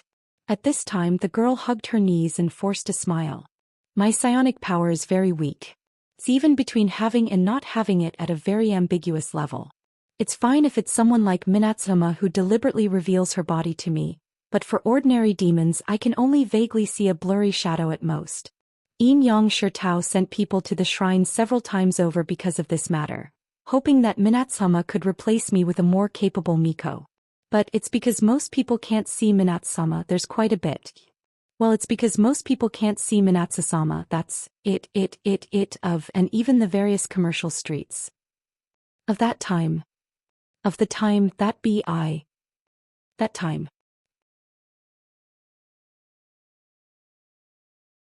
Yama's Mion's Yama, S Mion. Her name is Yakumo. She's one of Izumo's incarnations. She corresponds to Tsukuyami in Takamagara and is the moon goddess. Asahi Sakurakanji's expression was full of reverence. She's a very gentle and amazing person. It's said that she's the only god who's lived in the White Bell Shrine for more than 100 years. Oh? The other gods didn't stay for long? Su Xinxing, who had heard something else from Asahi Sakurakanji's words, continued to ask. Yes, it's because the dried well where the great demon is sealed will emit foul air. Although the gods have the ability to purify the foul air to a certain extent, most of the gods are spirits.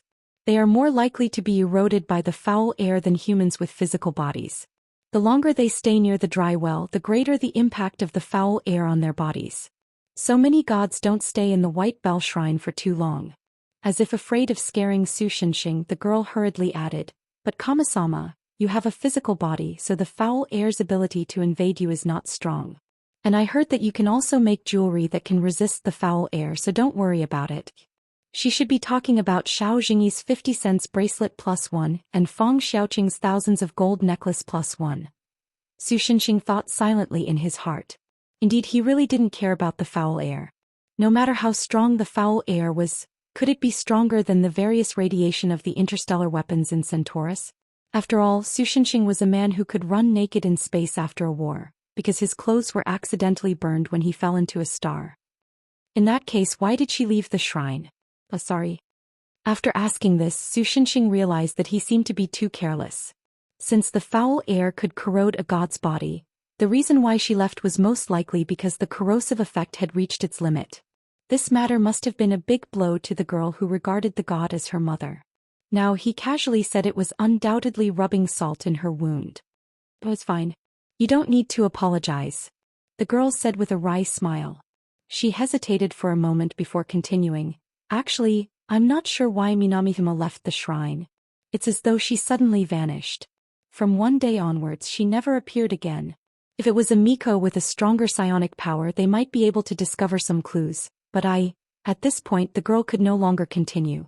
She held back her sadness, her face full of hatred for her powerlessness. Her eyes were filled with tears as if she would cry at any time.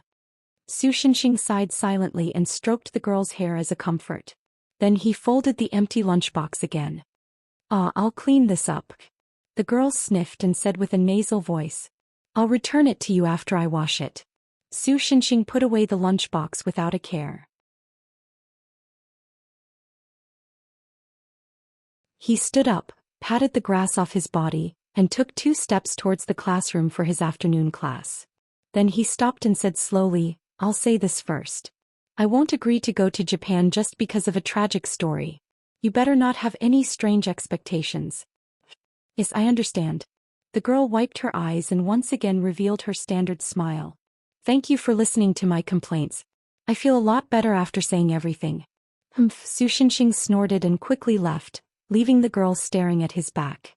After a long time, a summer breeze blew across the lawn. The girl tucked her hair behind her ear and said softly, "He's a good person."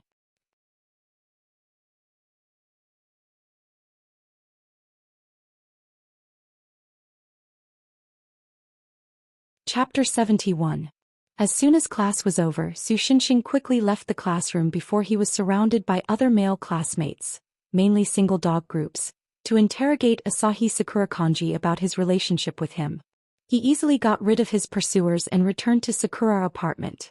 Emily had already finished school. She had changed into a loose long-sleeved shirt and was lying on the sofa, swinging her white legs.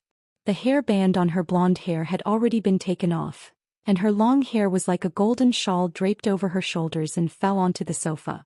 She was humming an unknown anime song while nibbling on the scallops and reading the manga she borrowed from the goddess of earth. She was completely unaware that Su Shenxing had already returned. "Did you do your homework?" Su Shenxing took away her manga and asked with a straight face. "I ordered it and finished it tomorrow morning." Emily answered with a pout. "You'll already be in school by then." Friends mean sharing. Don't specifically copy. How much do you hate doing homework? Su Shenxing couldn't help but complain. It seemed that he had to find a chance to stop Cui Yingying from spoiling Emily so much. But then again, when did their relationship become so good? He remembered that the last time they came to his house for dinner, they weren't even friends, and Cui Yingying's memory of being kidnapped should have been erased by now. While Su Shenxing wasn't paying attention, Emily, who was sitting on the sofa like a duck, suddenly jumped up and tried to take back the manga, but Su Shenxing subconsciously dodged. "Glue." Emily made a sound like a puppy and then bit at Su Shenxing's hand. "Hey, don't bite." Su Shenxing hurriedly raised his hand to dodge Mo Li's teeth, took 2 steps back, and then helplessly put the manga on top of Mo Li's head. "Forget it, you can do whatever you want with homework, just don't let the teacher find me again." Mo Li held his hands flat to keep his balance and didn't let the book on his head fall down. "There's some leftover braised meat from yesterday. Oh, is this cabbage still edible?" Su Shenxing opened the refrigerator and looked at the stock inside. While thinking about the dishes for dinner, he asked Emily, "By the way, have you taken a shower?" "Not yet." After having enough fun, Emily removed the manga from his head and looked expectantly at Su Shenxing, who was checking the inventory in the fridge. What do we have for dinner? Fried rice, I guess? Su Shenxing said uncertainly. Then he poked his head out of the fridge and said, go take a shower first. I refuse. Overruled. Glue. This girl's resistance today was unexpectedly fierce. Although she didn't usually like to bathe. Stop fooling around. You have PE class today, right? You must be dirty. Otherwise, why would you change so early? Su Shenxing was not frightened by the girl's teeth grinding.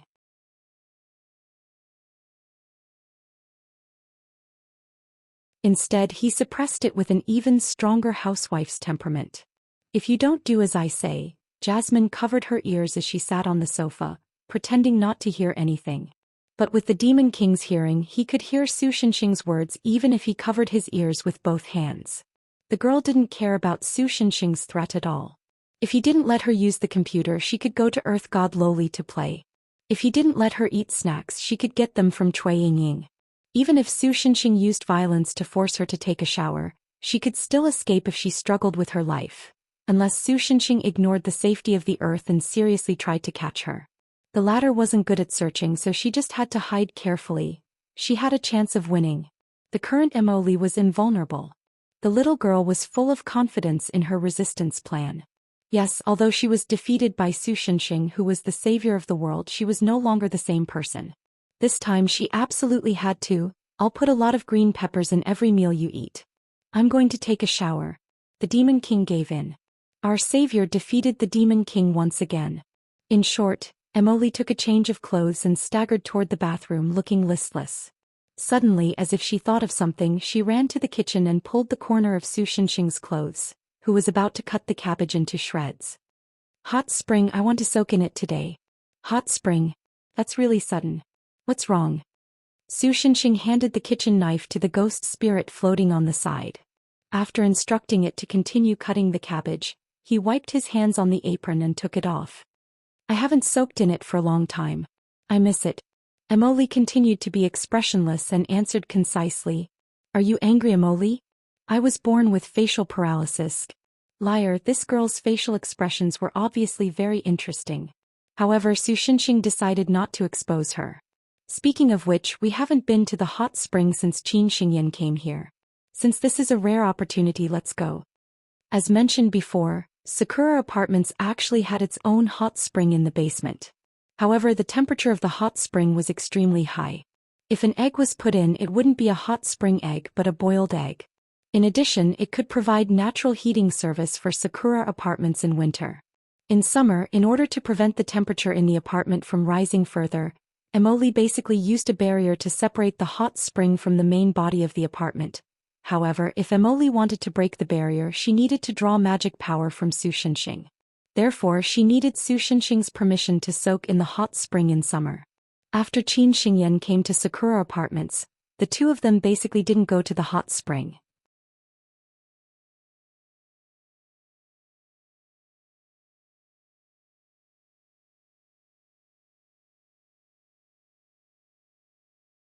Chapter 72. Missing. Su Shenxing was taken aback. Yes, she didn't come back after going to Jiangjin University. Although I've already asked Xiao Jingyi and Feng Shaoqing to look for her, I'm afraid it won't be that easy to find her. After going to Jiangjin University, that is to say after talking to me, Su Shenxing felt a little complicated in his heart. However, he quickly calmed down and began to think about the possibility of Miss Witch's disappearance. Finally, a weasel-like creature flashed through his mind. Monsters would attack humans. Although there weren't many monsters that ate humans because of the concept of blood and flesh, even some omnivorous monsters would prey on humans to obtain the unique spirituality of humans to help with their cultivation. This was also why monsters, especially animal monsters, often appeared in the form of villains in various ancient stories. In addition, humans with spiritual power talent were even better snacks for monsters and had a considerable degree of attraction. Originally, he thought that it was enough for him and Su Feng to stay in Jiangjin to maintain the order of the inner world. But could there be a rash monster that would do such a thing? Su Shenxing hurriedly described the appearance of the weasel-like creature to the mobile phone. After a few seconds of silence, the other party said, because ordinary people can't see it, It can almost negate the possibility that the creature is a real animal that opened its spiritual cavity and became a spirit. In addition, it can appear in the daytime, so it shouldn't be a creature's soul, so it should be a natural spirit beast. According to your description in my impression, there is only one kind of spirit beast like that, Wind Raccoon. What kind of thing is that? Su Shenxing frowned and then asked, if possible just get to the point. Simply put, it's a creature that is difficult to kill, and even if it dies as long as there is wind in its mouth, it will immediately resurrect. Immortality. That's not difficult to deal with. Su Shenxing nodded imperceptibly. Those who had the ability of immortality but died under his sword could have formed a reinforced company a long time ago. If it's just an ordinary wind raccoon, then it's easy to deal with. After all, this kind of spirit beast basically doesn't prey on humans. The problem is that there's a very special race of wind raccoons. Their bodies have patterns that look like ancient seals, so they're also called literary raccoons. Wen Li, on the other hand, was Mountain Ghost's attendant. Mountain Ghost? I remember that in the Chu Ci Jiugu, it's a type of deity. It's harmless to humans, right? That is indeed the case in the literature of the Celestial Empire. However, in Fusang, the mountain ghost means a kind of monster that is difficult to distinguish between good and evil. It is also called the mountain witch or mountain spirit. Although it might be due to different documents, I don't think we should be too optimistic about the current situation. Hey, are you still listening? Su Shenxing had already hung up the phone. Then he poked Emo Li's head, who had sunk into the hot spring and was blowing bubbles like a crab. Sorry, Emo Li, I need your help. Emo Li hugged his knees and fell into the hot spring, ignoring Su Shenxing's words. Are you still angry about what happened just now? Su Shenxing could only sigh. He came out of the hot spring, ran to his room and quickly changed his clothes. At the same time, he also took the time to call Qin Xingyan, who was studying in the evening at Jiangjin University. The latter used a camouflage spell and soon returned to Sakura apartment on his flying sword with a whoosh. Su Shenxing, who had already changed his clothes, briefly told the other party what had happened. I see. It's because you abandoned her that the witch was taken away by a monster, right? What exactly went wrong? Why did the explanation just now give you such a misconception? Everything. Then I really don't understand the way you Bailu Temple people think. While having a meaningless conversation, the two of them rushed back to Jiangjin University under the cover of the night. That's not right. I don't think I need to run back to Sakura apartment at all, right?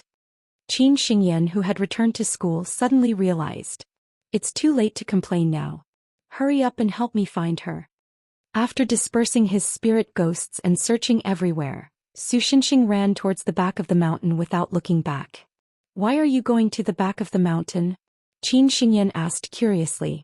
Because the enemy might be a mountain ghost, so the chances of it appearing on the mountain are higher, right? Su Shenxing answered casually. Well, I can't refute that. The female cultivator looked embarrassed. And even if we can't find the mountain ghost, we can still find the land god to help, right? I can almost hear the land god's sorrowful cries. Unfortunately, both of Su Shenxing's plans fell through. There were no traces of the mountain ghost in the back of the mountain, and the land god girl was not at home. During this time he also called Su Feng, but the answer he received was that there was still no news of Miss Miko. The moon rose from the east, and the silver moonlight added a mysterious atmosphere to Jiangjin. However, Su Shenxing did not have the luxury to enjoy such a beautiful scenery. To be honest, Asahi Sakura Kanji's safety could not be guaranteed. Moreover, the longer this dragged on, the lower her chances of survival would be. Just when Su Shenxing was at a loss, he bumped into Monkey, who was passing by the campus and heading to the campus supermarket. You're not home yet? Monkey looked at Su Shenxing in shock and asked. There's something. By the way, Monkey, Su Shenxing asked without holding any hope. Did you see Sakura Kanji this afternoon? The one who came to find me at noon. Yes, I did. As expected, you didn't, eh? Su Shenxing was halfway through his sentence when he realized that something was wrong. She didn't look too good, so I brought her to the infirmary. Monkey complained with some indignation. The health care teacher in the infirmary is so heartless. He's like Abbess Miju. She won't let me in and only allows the patient to rest inside. He's keeping a cat inside. Did you see a cat inside? Su Shenxing's eyes lit up. No, but I heard a cat or a small animal meowing. Monkey shook his head. If the meowing came from Wen Li, then Monkey could be considered a spiritual ability user with some talent, right? Although he was relatively weak. Regardless, Su Shenxing still rushed to the infirmary with Qin Xingyan. The healthcare teacher that Monkey called Abbess Miju was not inside, but there were two people inside. One of them was Asahi Sakura Kanji. Su Shenxing knew the other person, but he had not spoken to her before. She's called Chang Shaoxian, right? Even Qin Xingyan, who was focused on cultivation before he met Su Shenxing, had heard of her. She's the uncrowned campus belle of Jiangjin University. The two people who did not know each other and did not have any interactions were now chatting happily in the infirmary. No one knew what they were talking about. Seriously, what was I doing for half the night? Su Shenxing sat weakly on the lawn outside the window. However, even he did not notice that after he found that Asahi Sakura Kanji was fine, he finally breathed a sigh of relief.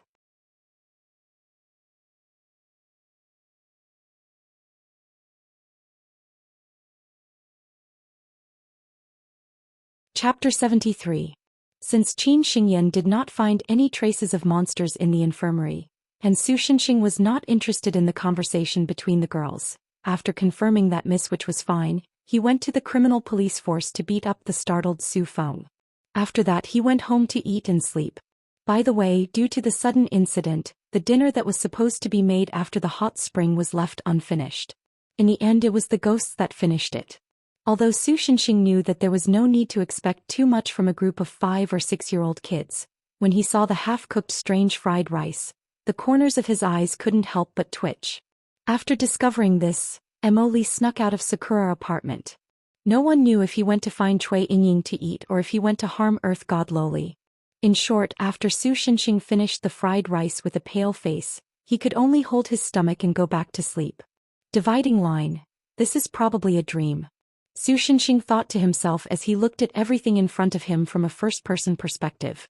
Although he didn't know why, he had now become the caretaker of the Yakumo girl, Asahi Sakura Kanji. In front of him, a little girl who only reached his thigh was playing with a flower ball in front of the shrine alone. She looked a little lonely. Asahi, aren't you going to play with your classmates? As if he was watching a movie, his body couldn't help but speak. But the voice was gentle and soft like a woman's voice. I just want to be with mommy. Little Asahi raised her little face and said stubbornly, the kids at school can't see mommy-sama and they always laugh at me. This won't do, Asahi. He patted the little girl's head and said gently, the White Bell Shrine isn't everything to you. Your life should be more beautiful. Then, he'd put the little girl on his knees and continued to stroke her little head. The young Asahi narrowed her eyes and showed a comfortable expression like a kitten. Asahi, you're so cute, you'll definitely have a lot of friends. I don't want any friends, mommy-sama is enough. Ah, why is this child so cute? Su Shenxing could feel that the original owner of this body was touched by little Asahi's innocent words. Oh Yakumo-sama. What's up, Asahi? What's the meaning of Onichu? I saw this when I was cleaning mommy-sama's room. There's also the world's first love, romance of pure love, and so on. Well, it's still too early for Chori, so he'd put on a straight face and said, that's why, Chori, it's better for you to find friends of the same age to play with. Mommy-sama, don't you want Asahi anymore? Of course not. If possible, I also want Asahi to be with me forever. Really? Asahi, I love Mommy-hima the most. Yakumo loved Asahi Sakura Kanji the most. He wanted her to be his possession and be with him forever.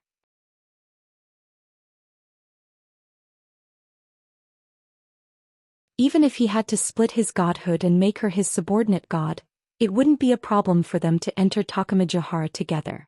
Unfortunately, he couldn't do that, because Asahi was the reincarnation of half of the soul of the guy in the well. Back then, Lord Susanoo risked breaking the Tatsuka sword to cut off half of Asahi's soul, which greatly weakened Asahi's power. Only then did he have the opportunity to combine the power of Amaterasu and Izumo to seal Asahi in the dry well of the White Bell Mountain. He even pressed a huge rock into the well to prevent Asahi from escaping. But this wasn't foolproof. The severed half of the soul will be reincarnated and gradually get rid of the suppression of Susanoo's divine power. At that time, it will instinctively approach the location of the other half of its soul. When the distance between the two halves is too close, the sealed half of the soul will break free and devour the other half of the soul, becoming a great demon that threatens the safety of Fuso. Ikumo realized this a long time ago. That's why she, as the incarnation of Tsukuyami, one of the three great gods of Fuso, and fused with Izumo's divine power, had been guarding this place for so long. 6 years ago, when she found little Asahi in front of the shrine, she immediately became aware of Asahi's true identity. Even so, she adopted little Asahi, and in order to prevent the guy in the dry well from detecting Asahi's existence, she persistently placed layers of seals on Asahi's body. This was also the reason why Asahi, who was the reincarnation of a great demon, was so weak. However, the strength of the guy in the dry well was still beyond Yakumo's expectations. In just 10 years, the divine power she used to suppress the dry well was almost exhausted, and the seal under the dry well was even loosened. The seal on Asahi's body couldn't stop the transmission of divine power. If this continued, she was afraid that she wouldn't be able to hold on for long. So in the end, Yakumo made a decision. She wasn't Tsukuyami herself, but just an incarnation. If she sent her existence back to Takamagara, she would be able to generate a tremendous amount of divine power.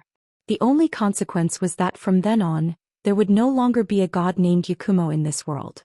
Ah, Asahi, my daughter, if you know this, please don't be sad for me and don't blame yourself. Because from now on I will exist in the Shiranui shrine forever. Whether the sun rises in the east or the silver moon hangs high in the sky, I will watch your figure in the shrine and always bless you. In exchange, please fulfill my wish. No matter what the future is, Asahi Sakurakanji must be happy and happy forever.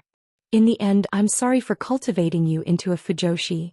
Dream End, Special Case Investigation Team Office. Oh. Why did you suddenly change your mind?